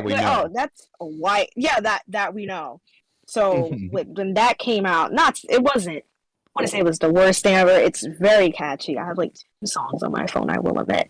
But it also paved the way for having to separate theater from reality. And that's what a problem with theater is. When you try to insert history into theater, a lot of it will get switched and flipped to for the white gaze, you can say, because who's attending these Broadway theaters? It's not black people, I tell you that much. Hamilton tickets were running for $800, $1,000. And because my parents didn't even know that it was about didn't even know black people were in it. I asked my mom if she wanted to watch it, and she's like, I don't want to watch that white shit. And I was like, no, it's literally all black people. They should have called it Black Hamilton. Hamilton. Exactly. $1,000 for front row tickets. And then the only way I was able to see it was through illegal footage, bootleg, like you get from a laundromat that you would sometimes get. It was literally... So it's just that, putting history into theater and then trying to put the representation, which was great. You got more characters and whatnot, more actors and more actresses. But then again, it's still white. It's still for white people, for the white gaze. So they can look at it and be like, oh my God, these black and people of color representing my racist history. We love to see it. And they don't feel bad about it because it's like I'm supporting it. Aston? Yeah, because this is the thing. This is a whole genre of media that's adjacent to black media, and I'll call it like the white guilt media, right? Like, stop me if you've heard this before, other black folk. Oh my God. I just wanted to tell you, I'm sorry. Like, one time when I was in 5th grade, my best friend was named Shaniqua, and I loved her hair, and I thought it was beautiful, but everybody else made fun of it. So I made fun of it, and I've always felt so bad. Tell me, you've heard this before, like 1,000 times. I did security at a bar, trust me. I'm going to mute myself. in the movement, we call them the tourists because they come with every college season. We get that just round of college kids that want to do activism, and they're just in it for, kind of like the trauma porn. They kind of want to feel something, and it's not bad. They're well-meaning, but white privilege, and white supremacy has an effect on white people as well. It oftentimes makes them super ignorant. And one of the ways it's affecting media, the way that we're talking about right now, when we try to intermix it with history, white supremacy erased our history. I grew up in a town like where I am right now in Orlando is 20 minutes from the Ocoee massacre. No one told me about this until I was 30. It's insane to me the amount of history that continuously gets erased. So you want to know the difference between other minorities and the LGBTQ and all of them and us? Everybody gets to have a history but us. Everybody has a time they can hearken to, a culture that they can hark back to. All we have is the spotlight culture that gets put on us for 5 minutes, and sometimes it highlights gang culture, and sometimes it highlights, it highlights the term for is recuperation. Recuperation media is what it is. So I have a question, but go ahead, Vaush. I'm sorry. Oh, I just wanted to say, other issues aside, I thought it was really odd how in Hamilton, most everyone's black. The king, George, yes, is white, which seems to me to be kind of odd because it feels like it's trying to parallel. It's trying to parallel America's revolution and break away from England in a way similar to black people breaking free of slavery, because there's an innate parallel. I mean, the decision to make him white, it seems like they're trying to at least lightly associate the freedom from oppression that Americans fought for with what happened with slavery, which in a play that already barely touches on slavery at all seems like, you know what I mean? It seems to saying, well, before the revolution, Americans were basically the slaves of England. So, you know what I mean? That just think about this thing. Well, that's the parallel that I'm trying to draw. Oftentimes the people that create that type of media are the apologetic types that only come around, that they're the ones. Matter of fact, I know because I've watched your stuff, the stuff that you cover when you see the CRT, the weird teacher that takes it too far. It's that teacher writing this play. It's that teacher or that person that's making whiteness weird or making people apologize for whiteness. They get in control of a camera, and then suddenly you have a black character against the world story again and again and again. And that's the sort of thing, and that's the sort of issue that we're talking about. When people don't actually let us be in control of our narrative, they're still trying to tell our narrative for us. So here's an interesting question that plays off of that I want to get you guys feel for. So you were talking about how we're kind of the only subset of the proletariat that don't really get to have a history because it was taken from us. Do you think that's why the black media, that term, is so amorphous, is because we're low-key making this shit up as we go? What do you mean?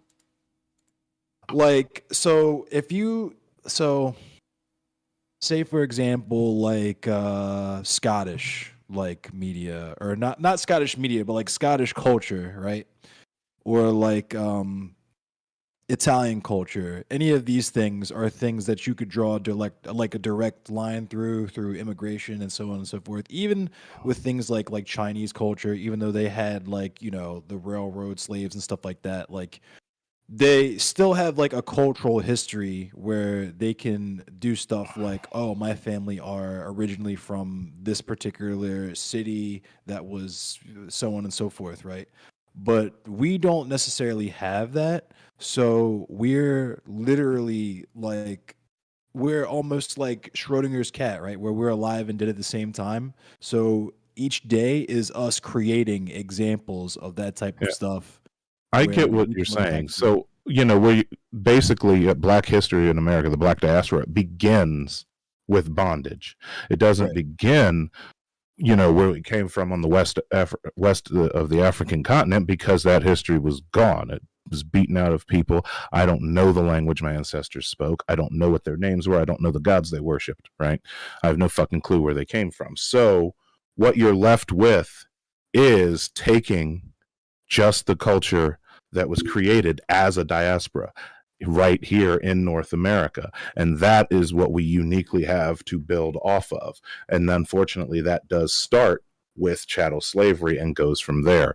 So yeah, there's at least, like you said, okay, so you mentioned different types of media for different minority groups. Italian Americans, yeah, they a big immigration push from Italian Americans came later in history, but they still had a connection to the country that they came from. You see this referenced in some of the most popular forms of the media. The Godfather, that literally features a character going to Sicily, right?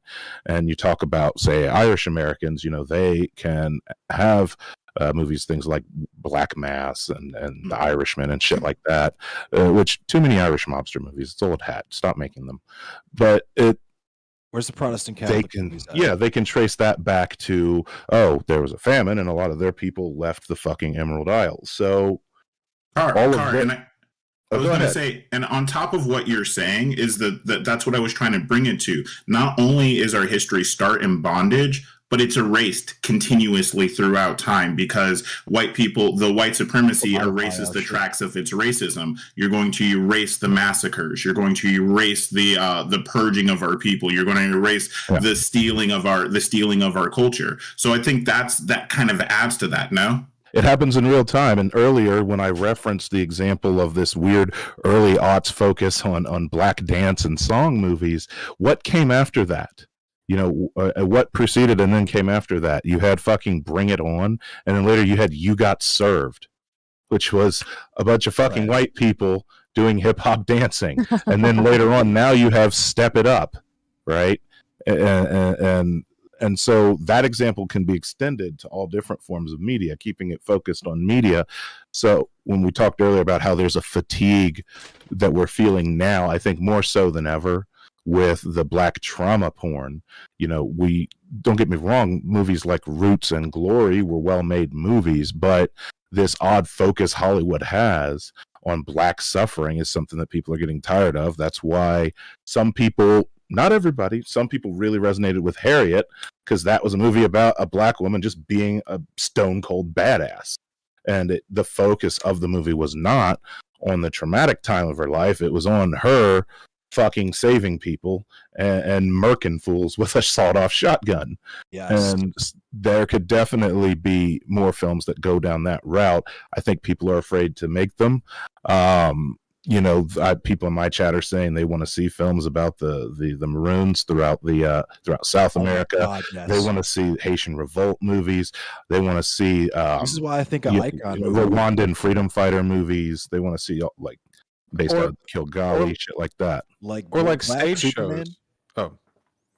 I'm sorry. I would just say really quick because I get really fucking excited. Like Icon, like Black Superman, like come on, that would be fucking amazing. But what were you saying, Vaush?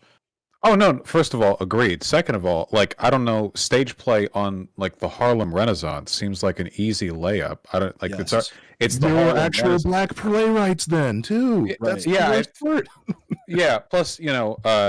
don't know. Seems like you could do a lot there, and it's worth noting too, even with the Hamilton stuff, right? That ultimately this piece of black staffed media, at least, is ultimately a veneration of slave owners, right?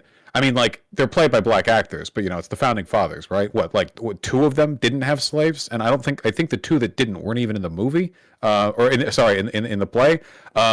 So at the end of the day, maybe you enjoy the hip hop music or whatever. Great, it's well written music, but a lot of people are going home oh wow, the founding fathers really were cool. It's well, okay. Maybe we delivered them that message in an interesting fashion. That's what all Americans need more of, is believing that the founding fathers were holier than thou.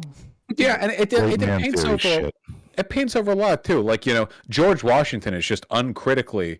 Almost uncritically, they mentioned at one point, Jefferson, Hamilton had slaves, that doesn't come up. Jefferson was bad because he was annoying, that was the reason why they harped on him. Look, I understand, not everything has to be the harshest condemnation imaginable. You can have fun with it, but it's really odd. That would be the direction you go. We're gonna have a black stage play and it's gonna sell like gangbusters, and we're gonna have it be highly sympathetic to the slave owners. That's, Well, you know? well, Vaush, let me ask you this. Let me ask you this. Are you saying that a system that maybe had similar hierarchical structures to other systems sometimes produces these weird results of mimicking those larger power systems and making weird movies that for some reason don't connect to Black people because of those systems? I don't know. Very female drone pilots too. Though I will have to say, okay, wait, actual real question. Would Hamilton have been better or worse where there were one or multiple songs that directly showed slaves and all the slaves were white people getting dragged around? Would that have been better or worse? It would have been good just for the memes, honestly. How do you stop yourself from thinking about the Martin Luther King's son right now? Yeah, exactly. Yeah, exactly. The whitest guy, like blonde hair too. I mean, just like, albinos getting dragged around. It's funny you mentioned that. We're talking about media. Back during like the fucking Hayes Code and Comstock laws, white slavery was prohibited from being shown on media. Now, white slavery is actually a broader term that refers to like the non-chattel but human trafficking of European and exploitation of European laborers and things like that. And that shit for a long time, for decades, was banned from being shown on film.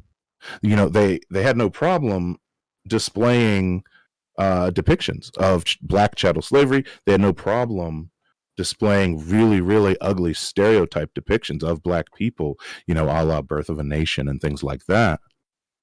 But interracial romance, no. And showing that some of those same powers that be also exploit low-income white laborers, nah. Was banned as part of the Hayes Code. It was on their list. It said white slavery could not be depicted. So that goes into that white supremacy that plays into it, as well as the class structure that says, well, they will recuperate the entirety of their white image in the media that they portray. If I may I? Yeah. So this is going to be a little bit of a spin, but I'm just going in this direction because I feel like this is where like my brain is right now. So Vaush, I know that you are somewhat of a fan, or at least I should say you've talked about sort of the reparations conversation and the intricacies on how to do that. I know. It's been touched on. But hey, here's the tanky take. Give everyone reparations. Yeah, right. But what I'm relating that to say that it's very scary to talk about a solution to this without saying like you really just got to give people the space and opportunity to be able to create these things. Because what ends up happening is that, especially, and now I can finally make the segue, especially in music, there is this intrinsic barrier to making a pop song that has to be clear and relatable, and it takes away a lot of the surrounding culture of Black people. And I want to use like The Weeknd as kind of an example. The Drake is a pretty good example. Yeah, that too. Yeah.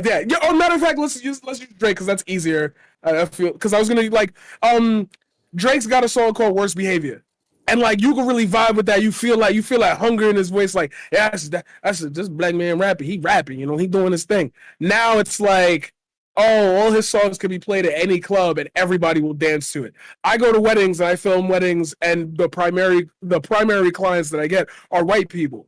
And it's always the top like hits from Black people that are very if they're not throwing in the Usher and then making it the radio edit, it's like it's Bruno Mars. It's Whitney Houston, I Want to Dance with Somebody. Like you're not even willing to touch where artists have clearly painted the picture of a struggle in a way that is both catchy and also a story to tell.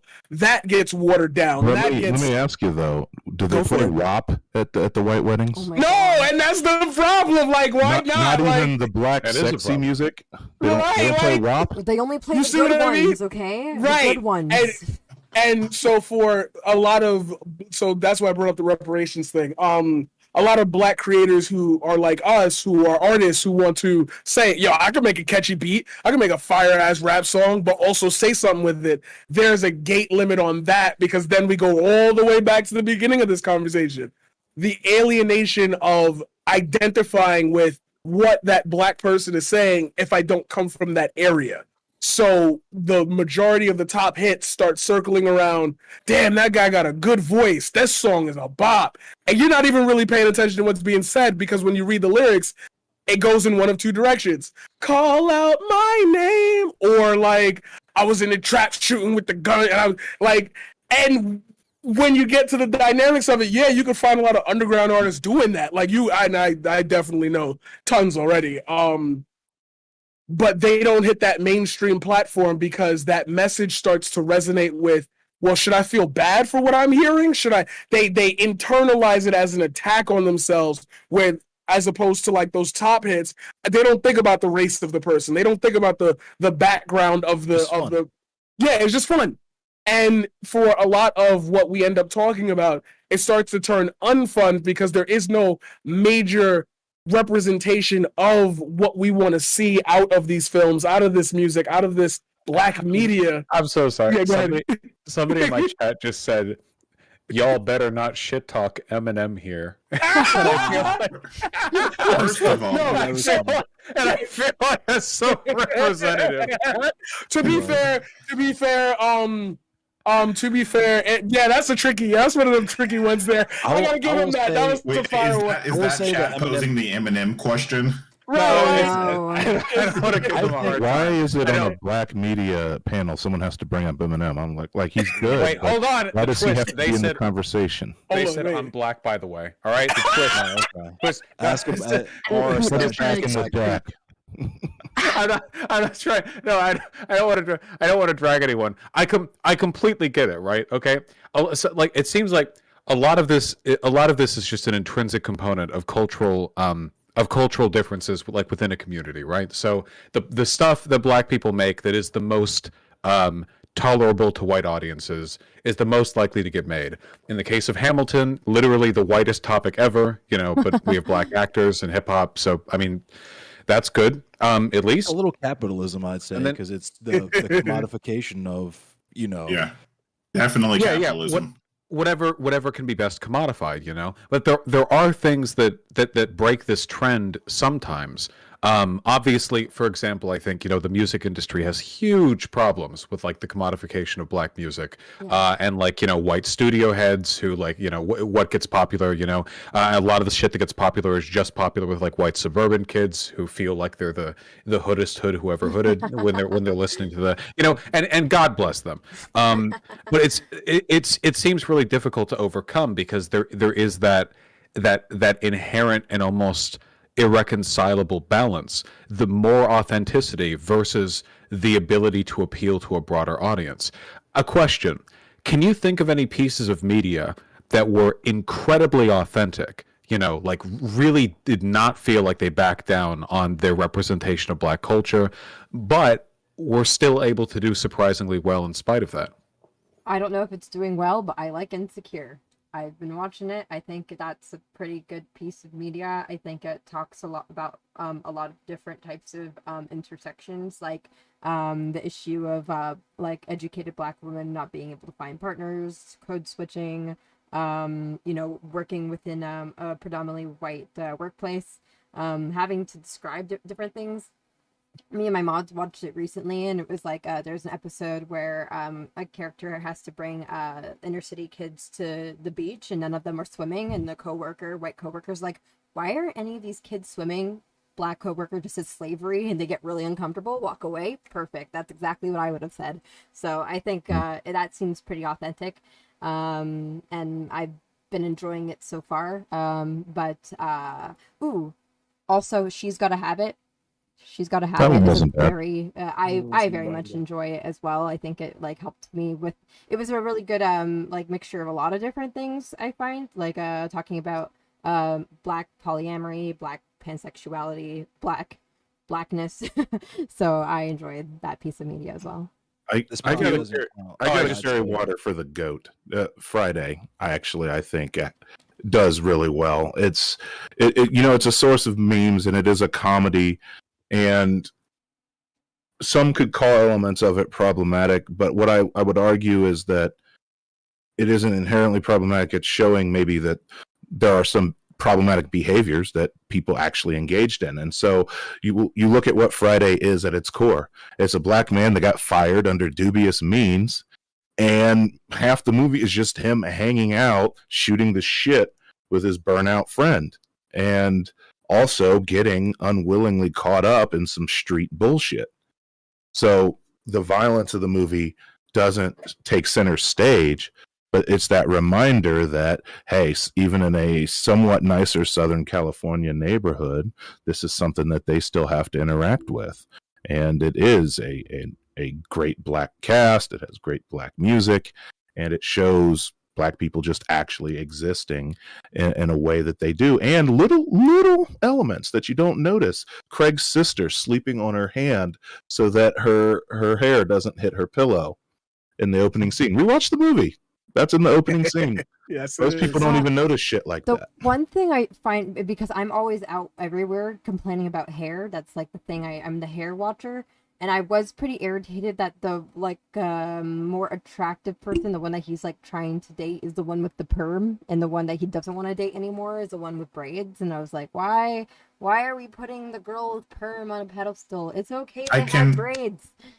I can vouch for this. We were literally watching this in Discord, and the girl with the braids walked by, and she's like, why isn't she getting all the attention right now? Look at her hair. Look at her hair. Her hair was snatched. I was so confused. So then you get into the internalized issues and things like good hair and what was going on in the early and mid-90s, because I was alive for that shit. It was very real. Yeah. It's unfortunate, and it's not right, but it is what was presented in the media as correct. It was presented as what you had to do to be professional in the workforce. It was look at the hair Craig's mother had, okay? And she was a working professional woman, right?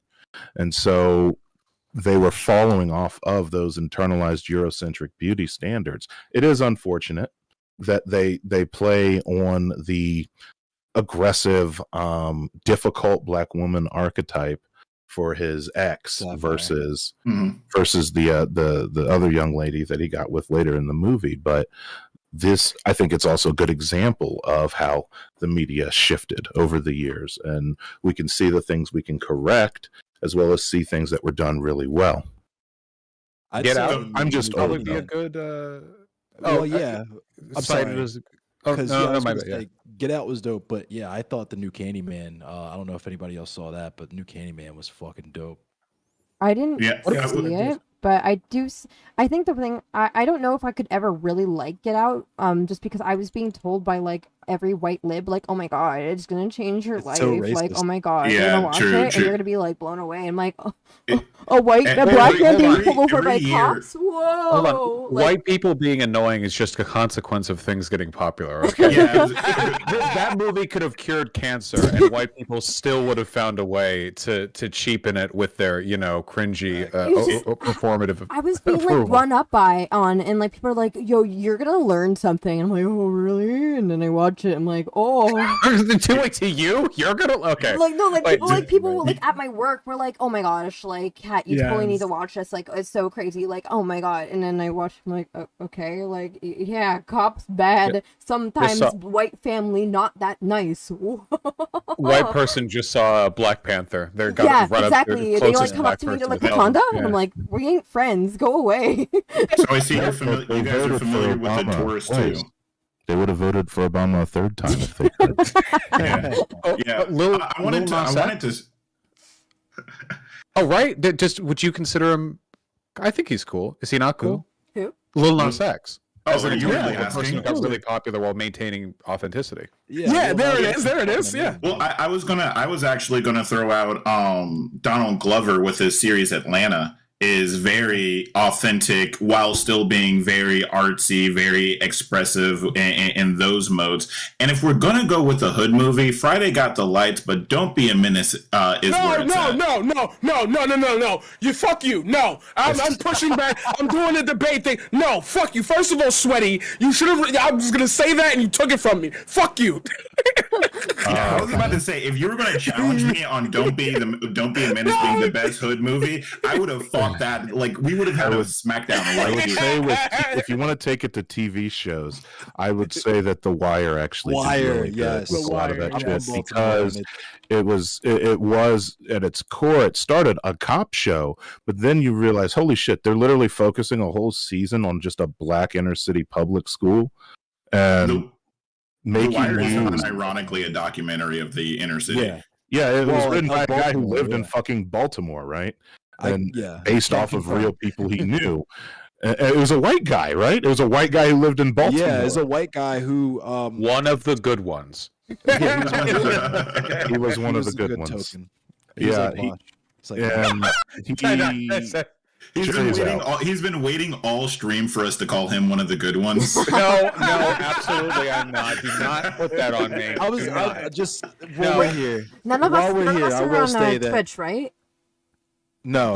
Vaush, you're my favorite cracker, okay? There we go. We're not on Twitch, right? I forgot, yeah. Okay, listen, earlier I mixed up Chris Tucker and Will Smith between Men in Black and Canceled. So listen, okay, I have already done a racism, and therefore I am not one of the good ones. I was going to say, while we're here, this is some stand-up shit, and thanks again for doing this, Vaush. This is cool. Yeah, no. Flowers given one.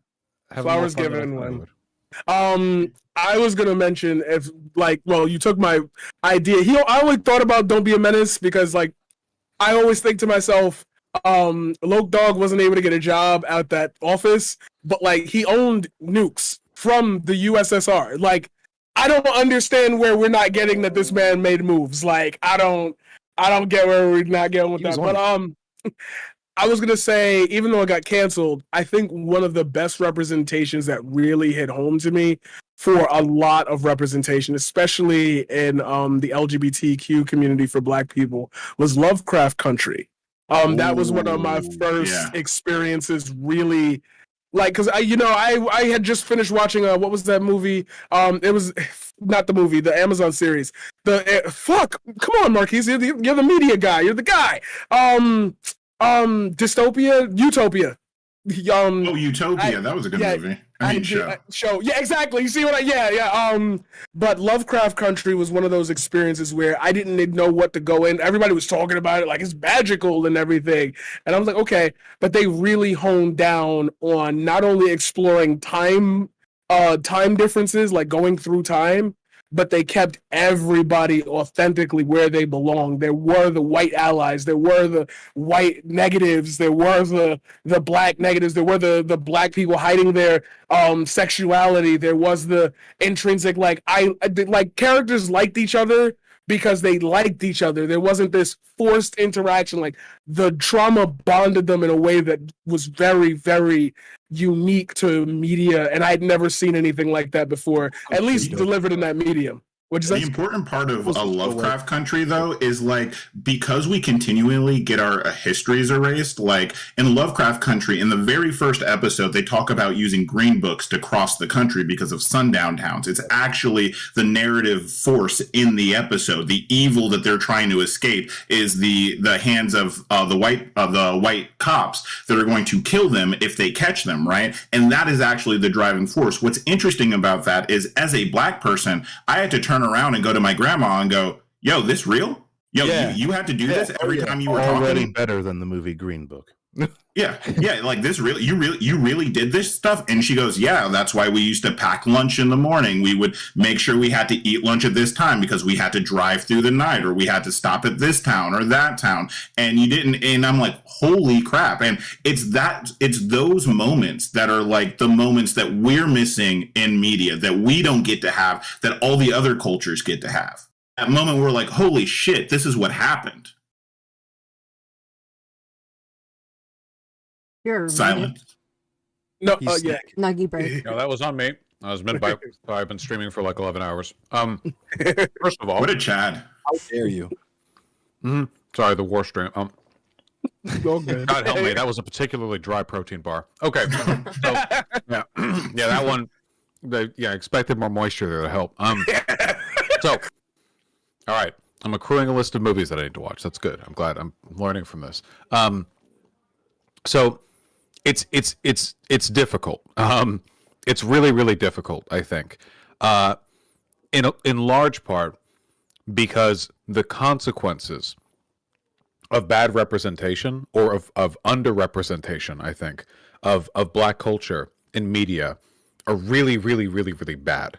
At least as far as I can tell, from what I've read up on, or from what I understand, like a ton of black culture, at least in terms of the media produced, is like an active and ongoing war against centuries of dehumanization being pushed through every available media channel.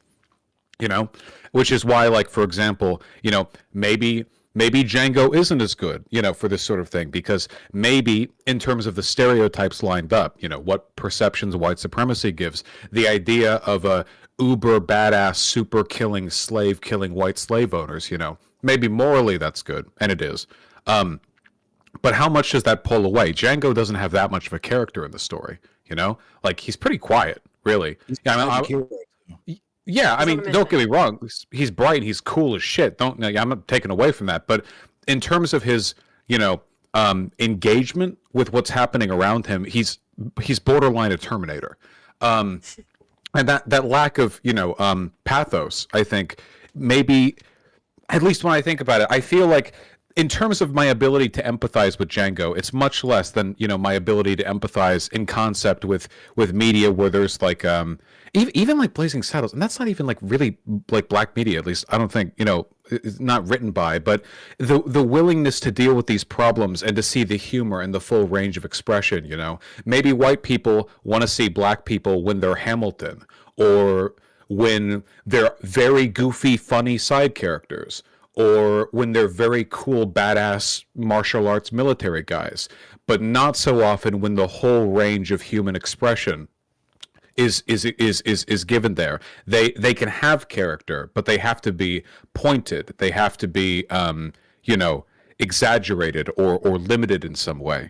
And this is what I'm saying makes sense. I feel like the full range. It's a fraction. It's always a portion. It's rarely the whole. You know, the history of black media tends to be like, as you spoke, the story of the minstrels. So you had blackface and you had minstrels, and this was actually the first form of media that we were on. The first form of media, like literally the first films were of us being minstrels and laughed at. Matter of fact, for the longest time, I mean, as is now should be infamous to everybody, we weren't played by black people. We were played by white people in blackface, like in movies.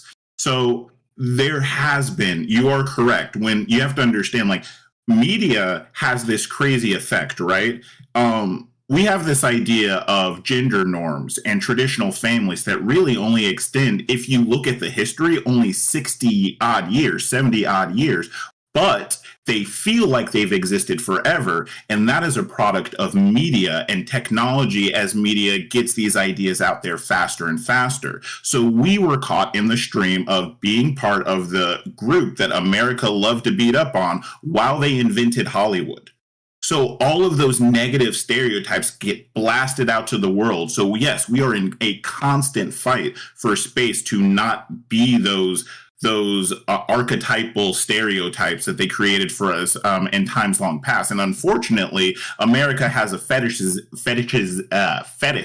for black folk. They love our struggle. They love to see us have all these different attributes. They love seeing street people. That's why in the 90s, the people that consumed 90s rap, gangster rap, were white kids in the suburbs. This is, you know, they've always fueled the largest consumer part of the pie of consumption of our media. So that comes with its consequences, as you're kind of stating. You can't keep doing this to me. I was literally finishing the bite. You can't. Seriously? Okay. I have the worst. I have the worst. Yeah, honey gotta talk. I thought other people were going to talk, not just me. That shit looks dummy dry. Make sure you get a drink of water too. Yeah, okay, I'm done now. That can't Wait, Vaush with no Bev? Oh wait, he got Bev. I was gonna say that's a violation. That's a violation. This is Black History Month. Hydro, please. Hey, can I just get someone to like rephrase the question? There was like a lot. Just like, I'm sorry. Oh, I read it like crazy. What I was getting at was like, do you agree that it seems like when black people are represented in media, there are a lot of black characters in media, but very often even when they're like really cool or great or funny or friendly, they're just like they're caricatures. They have like a trait, or they aren't allowed to experience the full range of human emotion. The real drama of the human condition is denied them.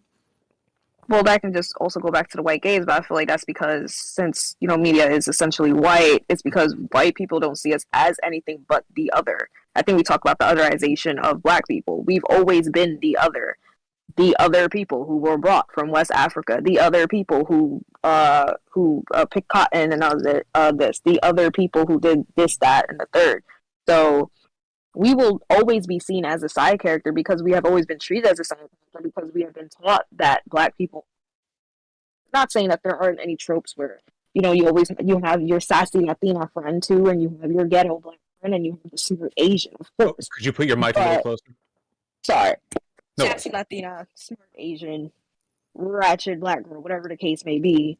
But we've always been the other, and we've always been a form of entertainment. Like you mentioned, minstrel shows, and even in the modern day, I think last time I mentioned this, I went to a majority Asian school. There were 7 Black people in my graduating class out of 93 primarily Asians. Oh, one more time. A little.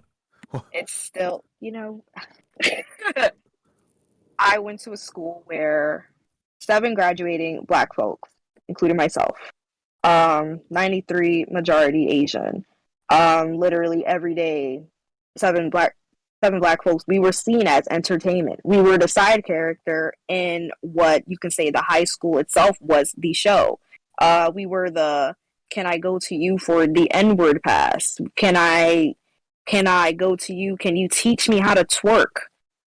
I didn't even have an ass back then. Why are you ass? I didn't know how to twerk either. Can you teach me too? It was things like that. We've always been seen as something other, as something to entertain. But when it came to, I also mentioned this, when it came to their parents coming through, not only were we were not only the other, we were just completely subsided and just completely not seen.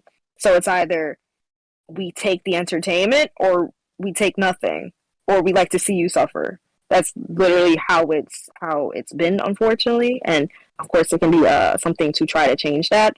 We've ultimately tried with Black media, Black movies that we see, Black hood movies, and whatever the case may be. But we will always be seen as entertainment because that's what they've, not we, because you unlearned that, but that's what they've been taught to see us as. Well, that definitely parses with my experience, I've always felt like, I don't know if I've ever seen, and again, this is probably just, I haven't consumed that much media. I watch a lot of anime, okay? This is going to surprise you all, but there's not a lot of great Black representation in anime. It's shocking, but in terms of like something that I feel like we don't get a lot of, Breaking Bad, a show with a lot of racial baggage, is still a great show, and it's also maybe one of the best character studies ever. And I don't know if I've ever seen the level of care and attention given to a Black character that you see with not just with Walter White, honestly, with Jesse, or a bunch of characters in that show, because it's very much a character study of a bunch of people.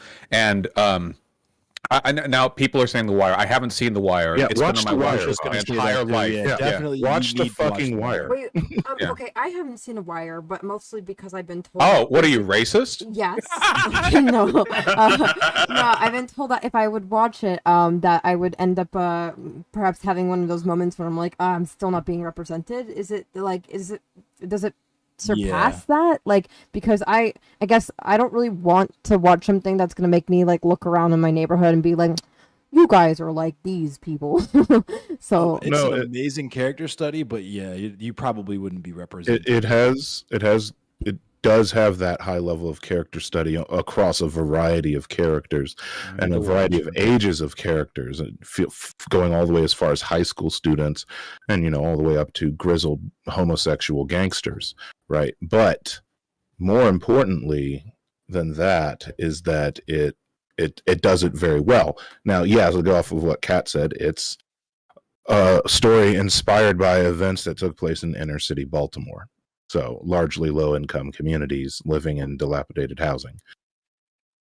I don't know how much that connects with your environment or background, but I've actually been to Baltimore, and I have to say that if The Wire, It took me about 8 seconds to see some problems in that city, I have to say. So I feel like they had a lot to work with. The police blue lights at the street corners with surveillance cameras. There's a lot of issues. So the shot stopper or shot watcher, where there's literally microphones listening for gunshots at all times. The ghetto bird, the spy plane that they got in trouble for using, like. It's a constant surveillance state, on top of the fact that when Sean Suiter got killed, they literally just cordoned off an entire city block while they looked for whoever this killer was. People weren't allowed to leave or enter their homes. Baltimore's kind of wild. Well, I mean, you're just describing another day in the life with police as an occupying force in our communities. Definitely. I was gonna add to that because I know like we can talk a lot about this, and sometimes people will get lost. So I like to make y'all know me, y'all already know what I do. If you ever go to Baltimore, there's this area called Light Street, and I know, and at the harbor of Light Street. So it's a really well. I used to work there. Yeah, at the Hyatt. Yeah, well at least that's where at Hyatt. Yeah. Okay, so you know exactly what I'm talking about. So this is beautiful area. Oh my God! At night they have fireworks. I feel like they almost did that shit every night. If you walk 2 blocks down, public straight housing. 2 blocks, it looks like you went you took the wrong turn somewhere and you don't understand how it is. That is what we mean by authenticity. Is that you can literally put the same place within inches of each other. And somehow it's so massively different. What is the disconnect if the people that you're supposed to be representing are right there? Why does this area? I swear, you got it. Google 300 Light Street. You gotta see this. That was part of the reason why I quit that job, is because COVID happened, and the hotel shut down, then they opened back up, and the rates were super low. And it was already kind of, because like you're saying, half a mile from this hotel where all the tourists come through is public housing. And there's a pool there. So the kids would sometimes rent out rooms so they could use the pool, but the pool was closed. So the way that they treated the tourists and football players and so on and so forth that would come through with money versus how they treated literally high school kids from around the way, it was like, nah, I can't do this. So I wanted to say that as far as the character study thing is concerned, I think a lot of it, again, kind of comes back to the intrinsic connection between capitalism and racism.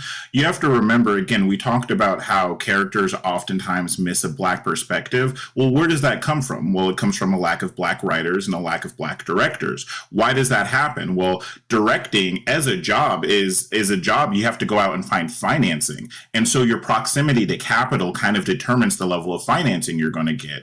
Normally, Black directors are relegated to positions, to movies that are supposed to be some sort of inspirational biopic of either a Black character or some moving movie about racism itself that's supposed to sell as a palatable something to the libs, right? Jordan Peele said he had to fight tooth and nail.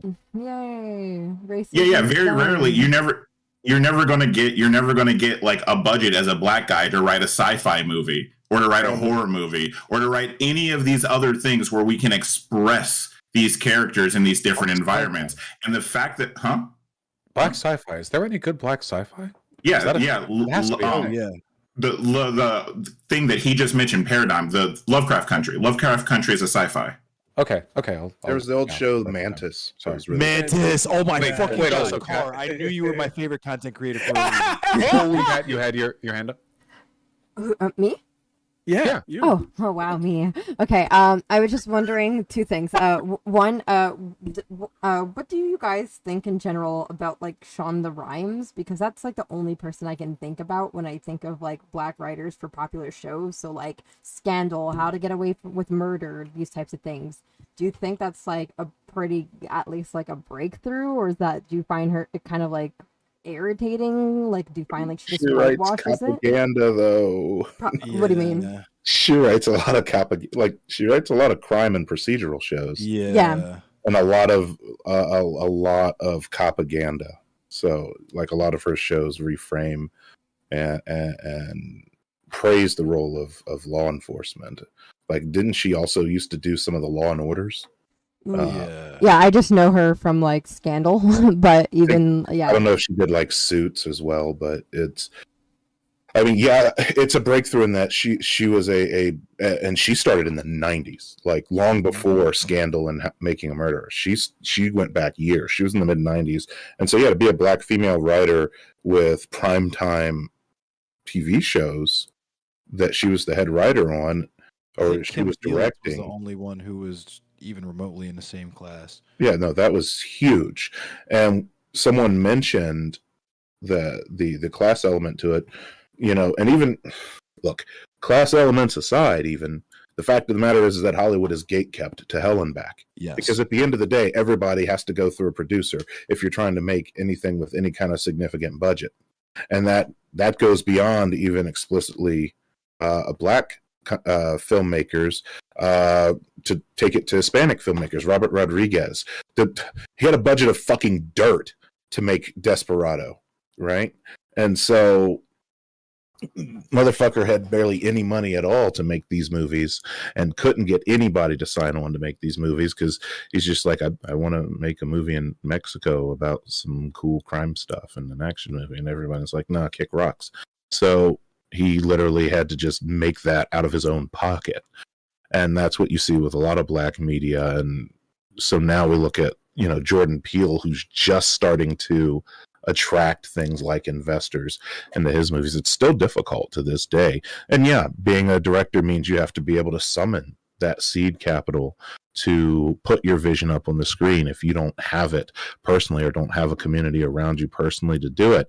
And assuming you're going to do it ethically and not the Tyler Perry way of fucking not paying your writers and shit. So and then I guess the other question I had, because I remember Vaush was talking about it before, and I prepped you. What do you think about hood media? Yeah, here we go. Oh, you were really gonna do me like this, huh? Here Yeah, today? Why you set this can up like that? I mean, it's Black History Month. We had to be petty, but All right, okay. So you already have a war in Ukraine, okay? All right. How do I? Let me just pull out all my diplomatic. People in the hood don't care about Ukraine, bro. Yo, they probably have other shit on their plate. You're right. Now, what do they care about? Getting my ass? No. Okay, look. Okay, here's my shit. Okay, so I grew up in Beverly Hills, obviously, or in a pretty great neighborhood. All right, but I had a lot of friends in East LA. This is not the best neighborhood. It's actually really, really bad. And the thing that always bothered me is that, so is there media of like hood stuff? I mean, yeah, there is. It's a decent amount, I guess. Not disproportionate, but it's enough that you can look for it if you can find it if you're looking for it. The issue I had is that if you actually go over there and like hang out with people, like they're normal fucking people in the hood, right? You can talk about anything. But in media, it's like the hoodiness of the hood is so overwhelming that everything becomes so hoodified that it's like a caricature of itself. The poverty, don't get me wrong, poverty real, but it's now ultra mega poverty to the point where every single time anything involving money comes up, that has to be the point made. What does anyone want to talk about? Well, nobody can talk about anything. They're too busy being tired from all the work they do. And again, I know these are problems. They're real problems. I don't want to take away from that. But to a point, you were talking about black suffering before, right? To a point, it feels like the overemphasization of some of these issues comes at the cost of a fair representation. It almost makes it like this cartoonish otherworld. But for me, I don't know. Whenever I went to East LA as a kid, and there were just people, like there'd be people in the lawn, and they'd be like loudly talking about, I think it was a James Bond movie, or whatever. But like, it was just such a normal thing. It was like a, personifying, humanizing. It was less of a caricature. I wish that doing content about like hood stuff was more destigmatized, and that there was more room to explore niches in that space outside of just, well, it's the hood movie, so it's the hood thing, and then it would just be like every social problem that like a 13-year-old white guy in a suburb could list off just because they know about it because they've heard it from the rap songs. You know what I mean? I don't know. I'm sure you could do that. That was. I'm gonna be honest with you. I'm with you. I didn't know how you was going to respond to that, but you did an excellent job. You said it like perfectly. We did. There's no because he's in diplomat mode. Black Assembly has met, and we have all decided you pass. You pass. I know you said you didn't watch Dragon Ball Z, but that was a Goku dodge, my friend. Okay, but I'm glad you get what I mean by Vaush, that, right? Vaush. The show that you need to watch, the show that you are literally explicitly describing, is Atlanta. The Wire. Oh well, Atlanta too. No. I need to watch The Wire. No, but Atlanta, as far as like a hood movie that explores other aspects of the hood that isn't about it being gangster, it both intrinsically like has that as an element, as in the background of that, but the characters aren't there as a vehicle to show gangsterness. The characters are it's more of a funny exploration, and there's a lot of genre bending. It's really, really good. You should try it. That's my recommendation. Because like people, right? Like people can carve out lives in the shittiest of situations. You know, you can do this. You know, medieval peasants. You know, they lived shit lives. But if you went back and looked at every piece of media about medieval peasants, it's not like every one of them would be, you know, the medieval peasantry. You know, like it's all terrible. You know, and it is terrible. I'm not saying it's not. Just other stuff happens. You know, wacky shit. People have adventures. I really like. Have any of you seen Craig and the Creek by chance? It's a newer cartoon. It's really, I like it at least. It's a cartoon. I mean, it's like a kid cartoon, I guess, or all ages, whatever. But you know, it's a relatively affluent neighborhood somewhere in Northeast U.S. I don't know. And there are a lot of black people in the neighborhood. There's a creek and the kids play. It's all imagination, fun stuff, whatever. But I really like the show because I feel like it does a good job of, you know, recognizing the elements of black culture that would have like influenced the growing up all the kids, you know. But if I could interject, they can do whatever. They can do whatever. They have freedom. I think that's great. And yes, please. Yeah. Oh, sorry, but I was just gonna say, I think part of the issue that comes is that like, so like things that are like quote unquote hood stuff, like whether it's types of foods or certain behaviors, I feel like that shit comes off as so extreme sometimes, especially depending on the audience. Like if it's coming from the white gaze or like a white upper middle class gaze, that there's no way to make that not seem cartoonish, because that's a level of poverty that they probably didn't even know was even possible in the United States of America. Because that's a problem I run in pretty frequently with, like, you know, if I talk to people in a certain class about Baltimore and I tell them like there's people that have like third world conditions here, like people that live without running water, people that live without electricity, right? People that have like mold or lead or whatever, they think that you're exaggerating or like that you're just trying to do like communist vibes where you're like an SJW, like you're playing it up for the yeah, exactly, yeah. So I feel like that kind of like, because I get what you're saying, and like, because I immediately thought of like Straight Outta Compton, right? Because it's like it starts off with him like making a play. You know what I mean? He's going, I guess somebody owes him money, or he owes somebody money. He's going to pick up a bag or whatever.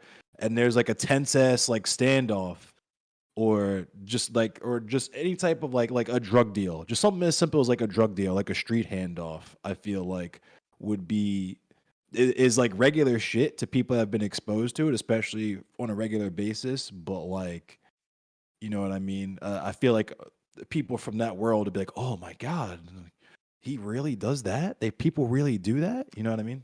Yeah, well, people don't follow even the simplest shit, right? Like, you know, basically, I mean, again, stereotype here, but like pretty much all black people in the U.S. like tense up a bit around cops for fairly evident reasons. Reasonable but, stereotype. Yeah. You know, a lot of, even to a lot of white people, you know, even that's kind of like, oh, you're kidding, you know? But that's pretty straightforward. That's like a day one thing. That's like day one, you learn black people exist.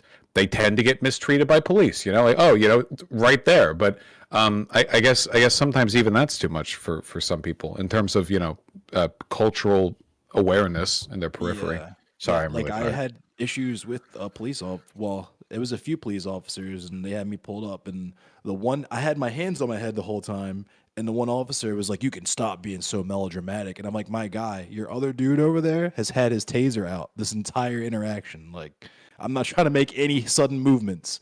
And you're still just being melodramatic because we live in a post-racial society now. You know what I mean? So, and it's America, so it's the greatest country in America ever to ever exist. So, well, to be fair, America is the greatest country in America to ever exist. We do have that. Excuse me, no, that's Texas. I was gonna say, so earlier you had pointed out that there was this weird parallel between understanding the Black experience and representing that properly.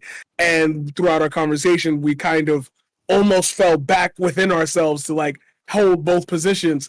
And then you had made the mistake of Will Smith and Chris Tucker. So to go on that Men in Black example, hold on, I'm giving you credit for this. No need to harp on it. Okay. They all look alike. All right, no, okay, all right. They're buddy cop movies that both came out in the late 90s. No, fair. Okay. I only eat fried chicken once a day. Jesus, Vaush. Yeah, this is why I brought up Romeo Must Die, because like Rush Hour was cop movies. Romeo Must Die was an actual gang movie. Yeah, they were all gang members. Even Jet Li's character was the son of a gang member, right? So. In Men in Black 3, so to identify a specific case where we could say a black character was playing a black actor was playing a white person. Men in Black 3, where if you've ever seen Men in Black 3, there's this part where he goes back to the past and he gets stopped by two white cops. And they're like, how did you get this car? Are you a sports player or something? Da, da, da. And he doesn't really do anything, but he like pulls out the neuralizer and catches them. And to me, it's like, you wouldn't have had enough time to do that. You wouldn't have had enough time to put on the sunglasses. They would have said, why are you reaching? They wouldn't have been like, they put him on the hood of the car and they like, but they wouldn't have given you the leeway to be in control of that situation if you did watch that movie. That's the identity of like, oh, you have a black actor, but existing within a white circumstance. The affordability of the time in certain interactions to make a decision. For a lot of black people existing in this country, we aren't afforded that time. We're on a survival tactic. We're, okay, I know this, I know that, I gotta just move with it until I get to a point where I don't have to think about that too often.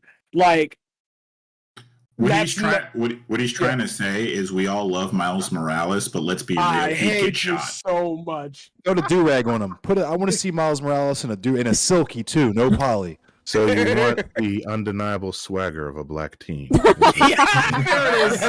the confident. Yeah. Oh yeah, I guess. Well, yeah. Into the Spider-Verse was good. I don't know if you would consider that like black culture in the same way as a lot of the stuff that we've been talking about today, but at the very least, still really good, like a good move, because typically, you know, like they talked about Donald Glover becoming like Spider-Man, and everybody was like, "Oh my god, I'm fucking black!" So you know, finally they did it. That's why Brian Michael Bendis said that's why he did that.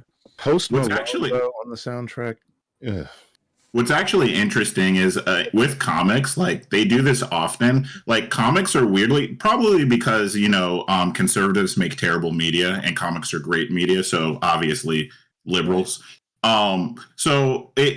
The comics always kind of try to put on the struggle. Like they actually do that ahead of time. Like the whole reason why Miles Morales was created in the Ultimates universe was to have a black character. The reason why She-Hulk was created was to have a strong female character. And initially there was initial backlash to both of them. And then lo and behold, 5-10 years later, they're the most important people. Yeah, in those universes, which is like this weird same thing that happens with all of our media. Whenever something that we have comes out, there's always this huge stigma against it, and then there's a eventual acceptance. Maybe representation matters. I don't know. Maybe that's what the lesson is. Maybe. I'd actually, if I may, I'm going to have to dip at the hour because we're getting on 3 hours, and I came into this under less than the best circumstances, but I would like to ask everyone, or I'd like to go one by one, actually, I guess, so I can know for sure. But if you, so we're talking about black creative media. I'll step out of this one as the resident Mayo man. If there's a piece of media you could create, like maybe not a specific, story, whatever, but like a thing you want to see, like an idea, something you want to see more of, I'm interested. What would you, if you could will that into existence, how would you shore up the deficit of good, available, authentic Black culture that's present here in America, I guess, everywhere, but I mean, I think we're all Americans. Is that a good question? Can I ask that? That feels like a do you want us to do outros with it so that you can, or? Yeah, that seems like a logical and fair-minded thing that one might think if they weren't sleep deprived. Yeah. So if I have not, Aston, Mac, if I may, what would you like to see?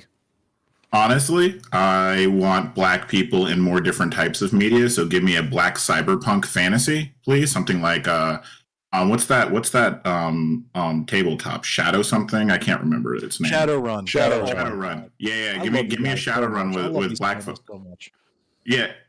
But generally, or things like I was saying, I keep saying Atlanta because Donald Glover was just given a lot of creative license to kind of bend genres, just stuff where we don't have to be, where the focus, our race isn't the focus of the film, like us overcoming racism isn't the film. Give us creative license. I just want us to get us a chance to write that sort of stuff. And specifically, actually, let me make this one call. I'll actually do it to all of you guys out there. Weebs, I am asking you, I am on my knees, accept us into your clan.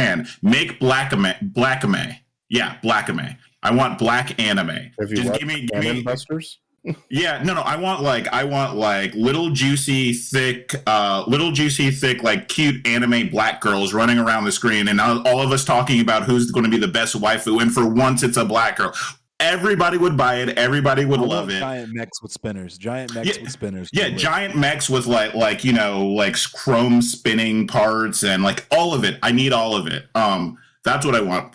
For those of you guys that are interested, though, thank you so much for your time. I do want to say, Vaush, this is the exact sort of interaction that I think that I love to see that has been missing. Normalize having Black friends. Normalize entering Black spaces, just like we have to normalize entering white spaces. And if anybody doesn't think you're an ally at this point, well, they have the VDS. All I can say to that effect is, a lot of people accuse me of being racist, and I don't want to embarrass them by proving them wrong by having Black people on too often. I would come off impolite, I don't want to.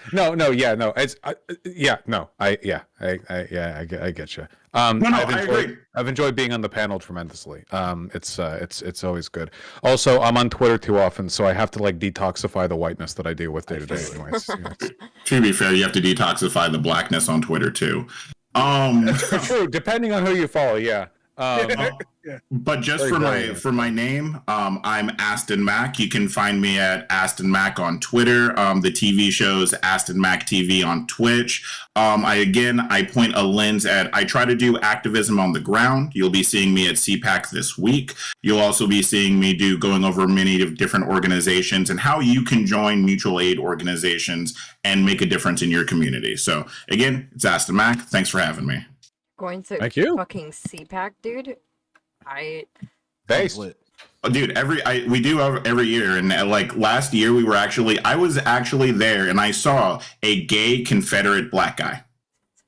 You don't see those in the wild. Now that's bringing representation. Okay, we got to shore up those those exceptions. He had a rainbow Confederate flag and everything. It was wild. I am kink shaming. Endless Cemetery. You're not down with the yassification of white supremacy? Yeah, the yesified Confederacy. Queer eye for the Confederate guy. Put in, all the Civil War uniforms. Get them some tassels. What would you like to see? If you could. I'm a nerd. Like Aston said, I want to see more Black anime, but I think this shit is a layup. Like, there was already talks of the Static Shock movie with Michael B. Jordan. I just want a whole Dakota verse.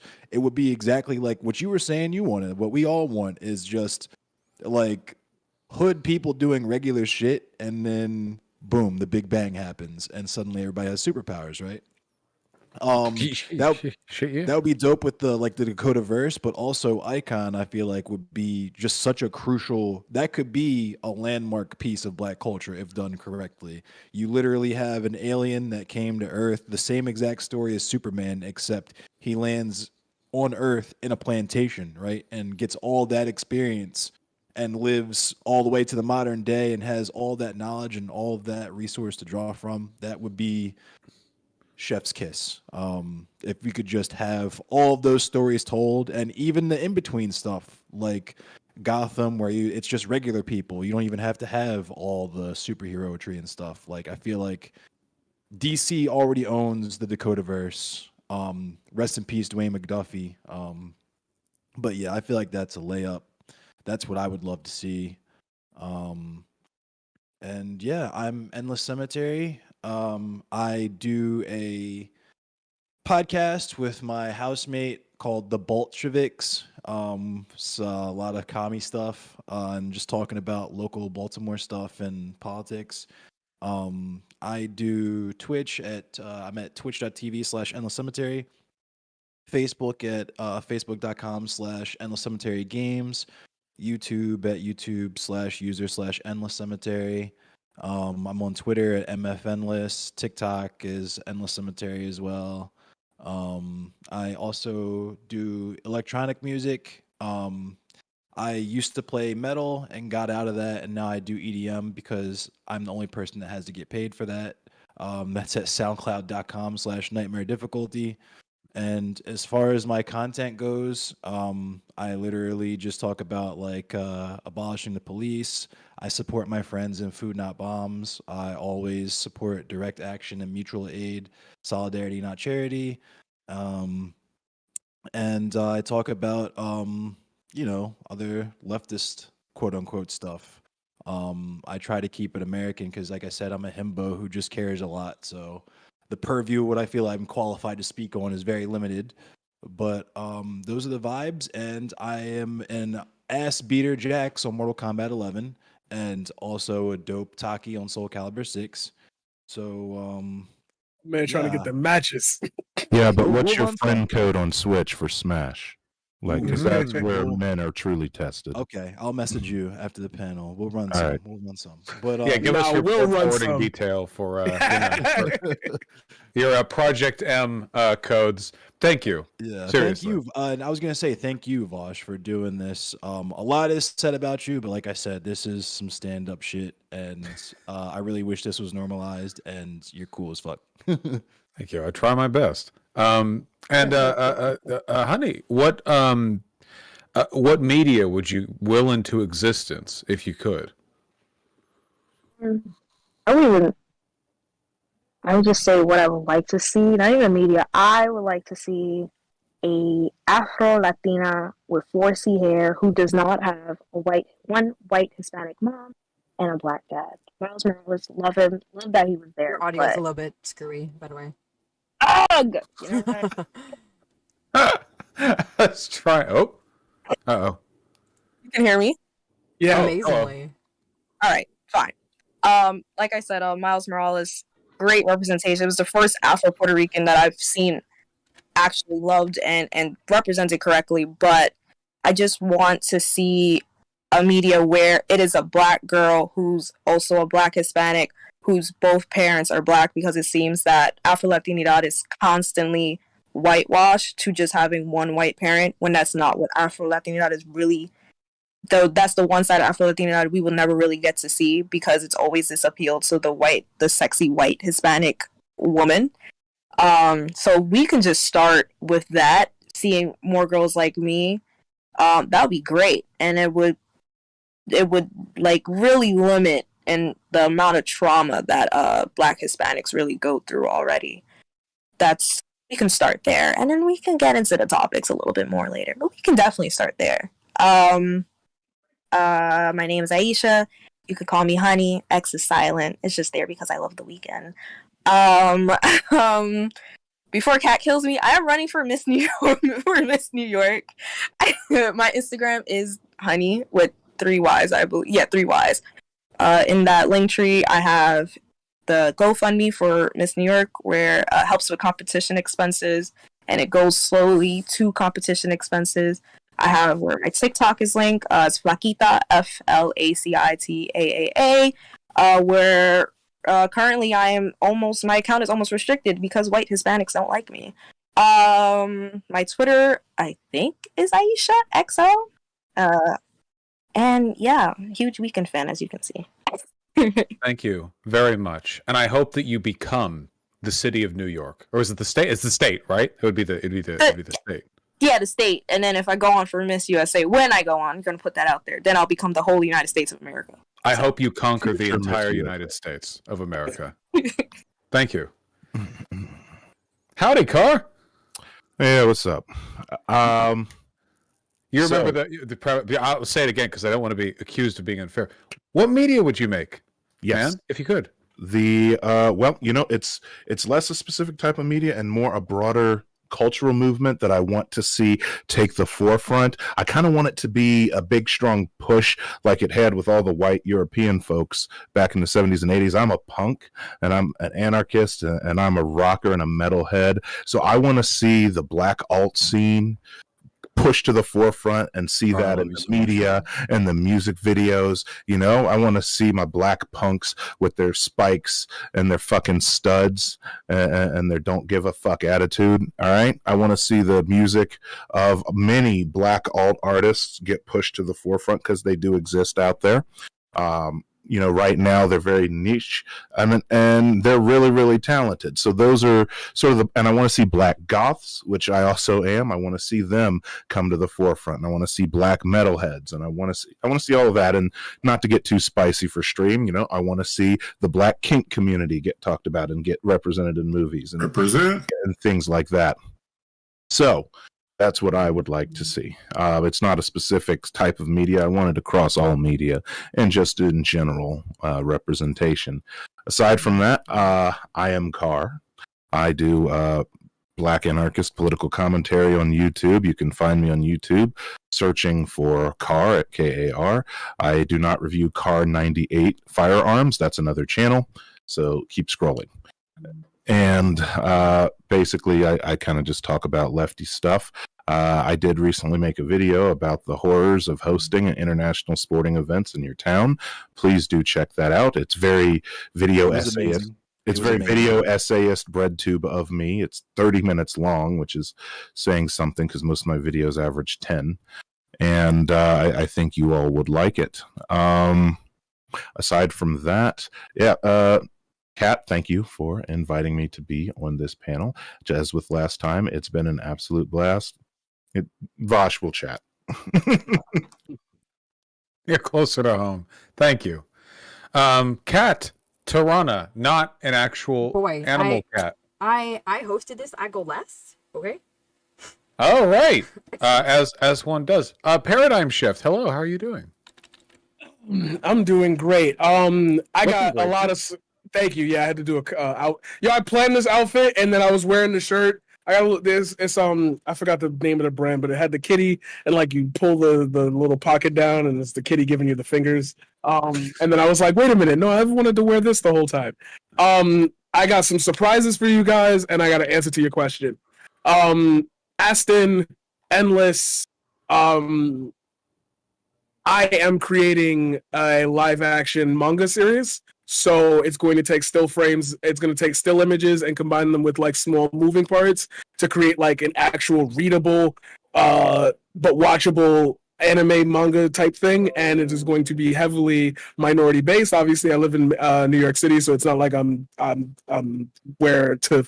Y'all get what I mean. The proximity. So I got y'all on that. Don't worry. I was going to say if you need some props printed, say less.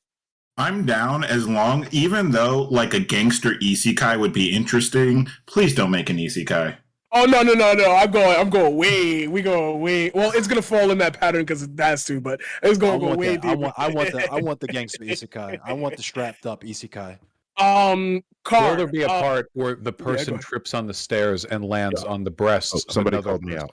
Yeah, that's actually gonna happen. That's actually we talked about that. Yeah, that's actually gonna happen. We're doing all the tropes. Like I gotta hit it because this has never been made before. So I'm embarking on new ground. Car.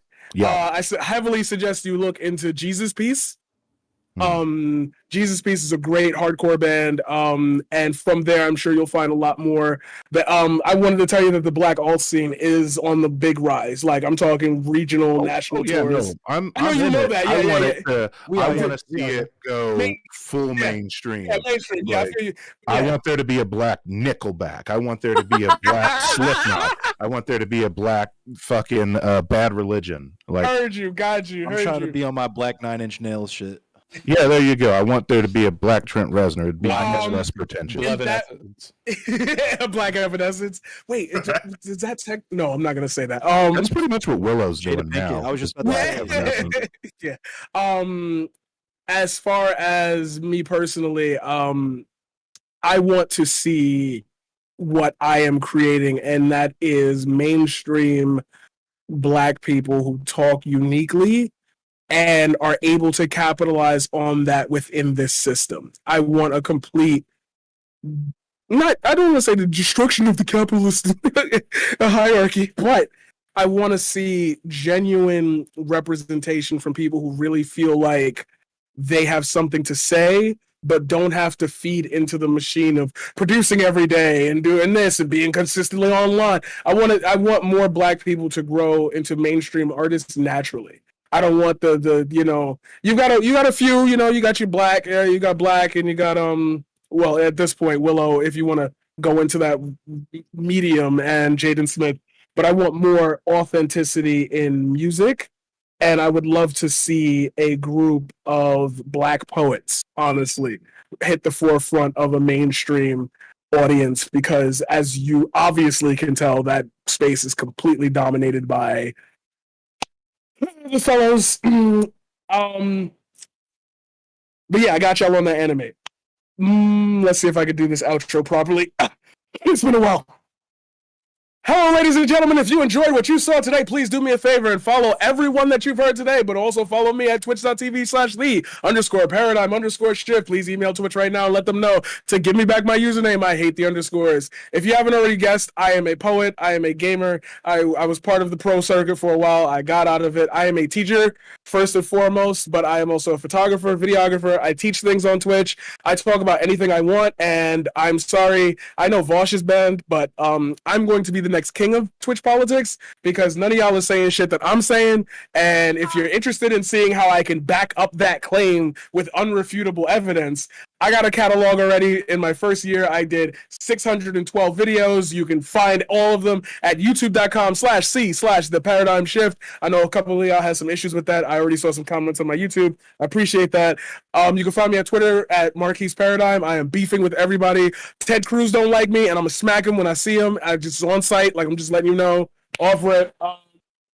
And if you're interested in seeing more high energy stuff, not at 11 o'clock, yo, come check me out. I'm here. Check the lighting, check the camera. You know we styling, we profiling. Grab your blunts, grab your drinks. What's up? What you doing? Thank you very much. I appreciate it.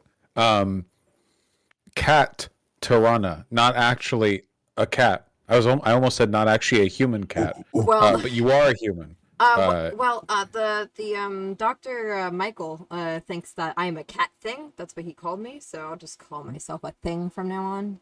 Correct pronouns. That's fair. That's good. That works. Yeah. Hello.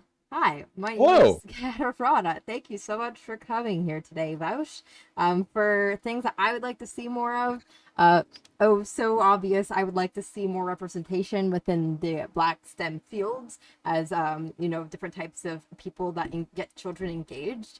The only reason why I decided that I was okay to go into physics and not other things is because I saw the first Black woman to get a PhD in astrophysics happened a year before I graduated, and then everybody else in my family was like, shut up, you shut up, Black women could do this. I saw it, she did it. So I think we need more people to go ahead and fill in that role and not show it's just Bill Nye the Science Guys and Carl Sagan, but more Neil deGrasse Tyson's, just ones that won't touch women at their workplaces. Ooh. Okay. One would hope.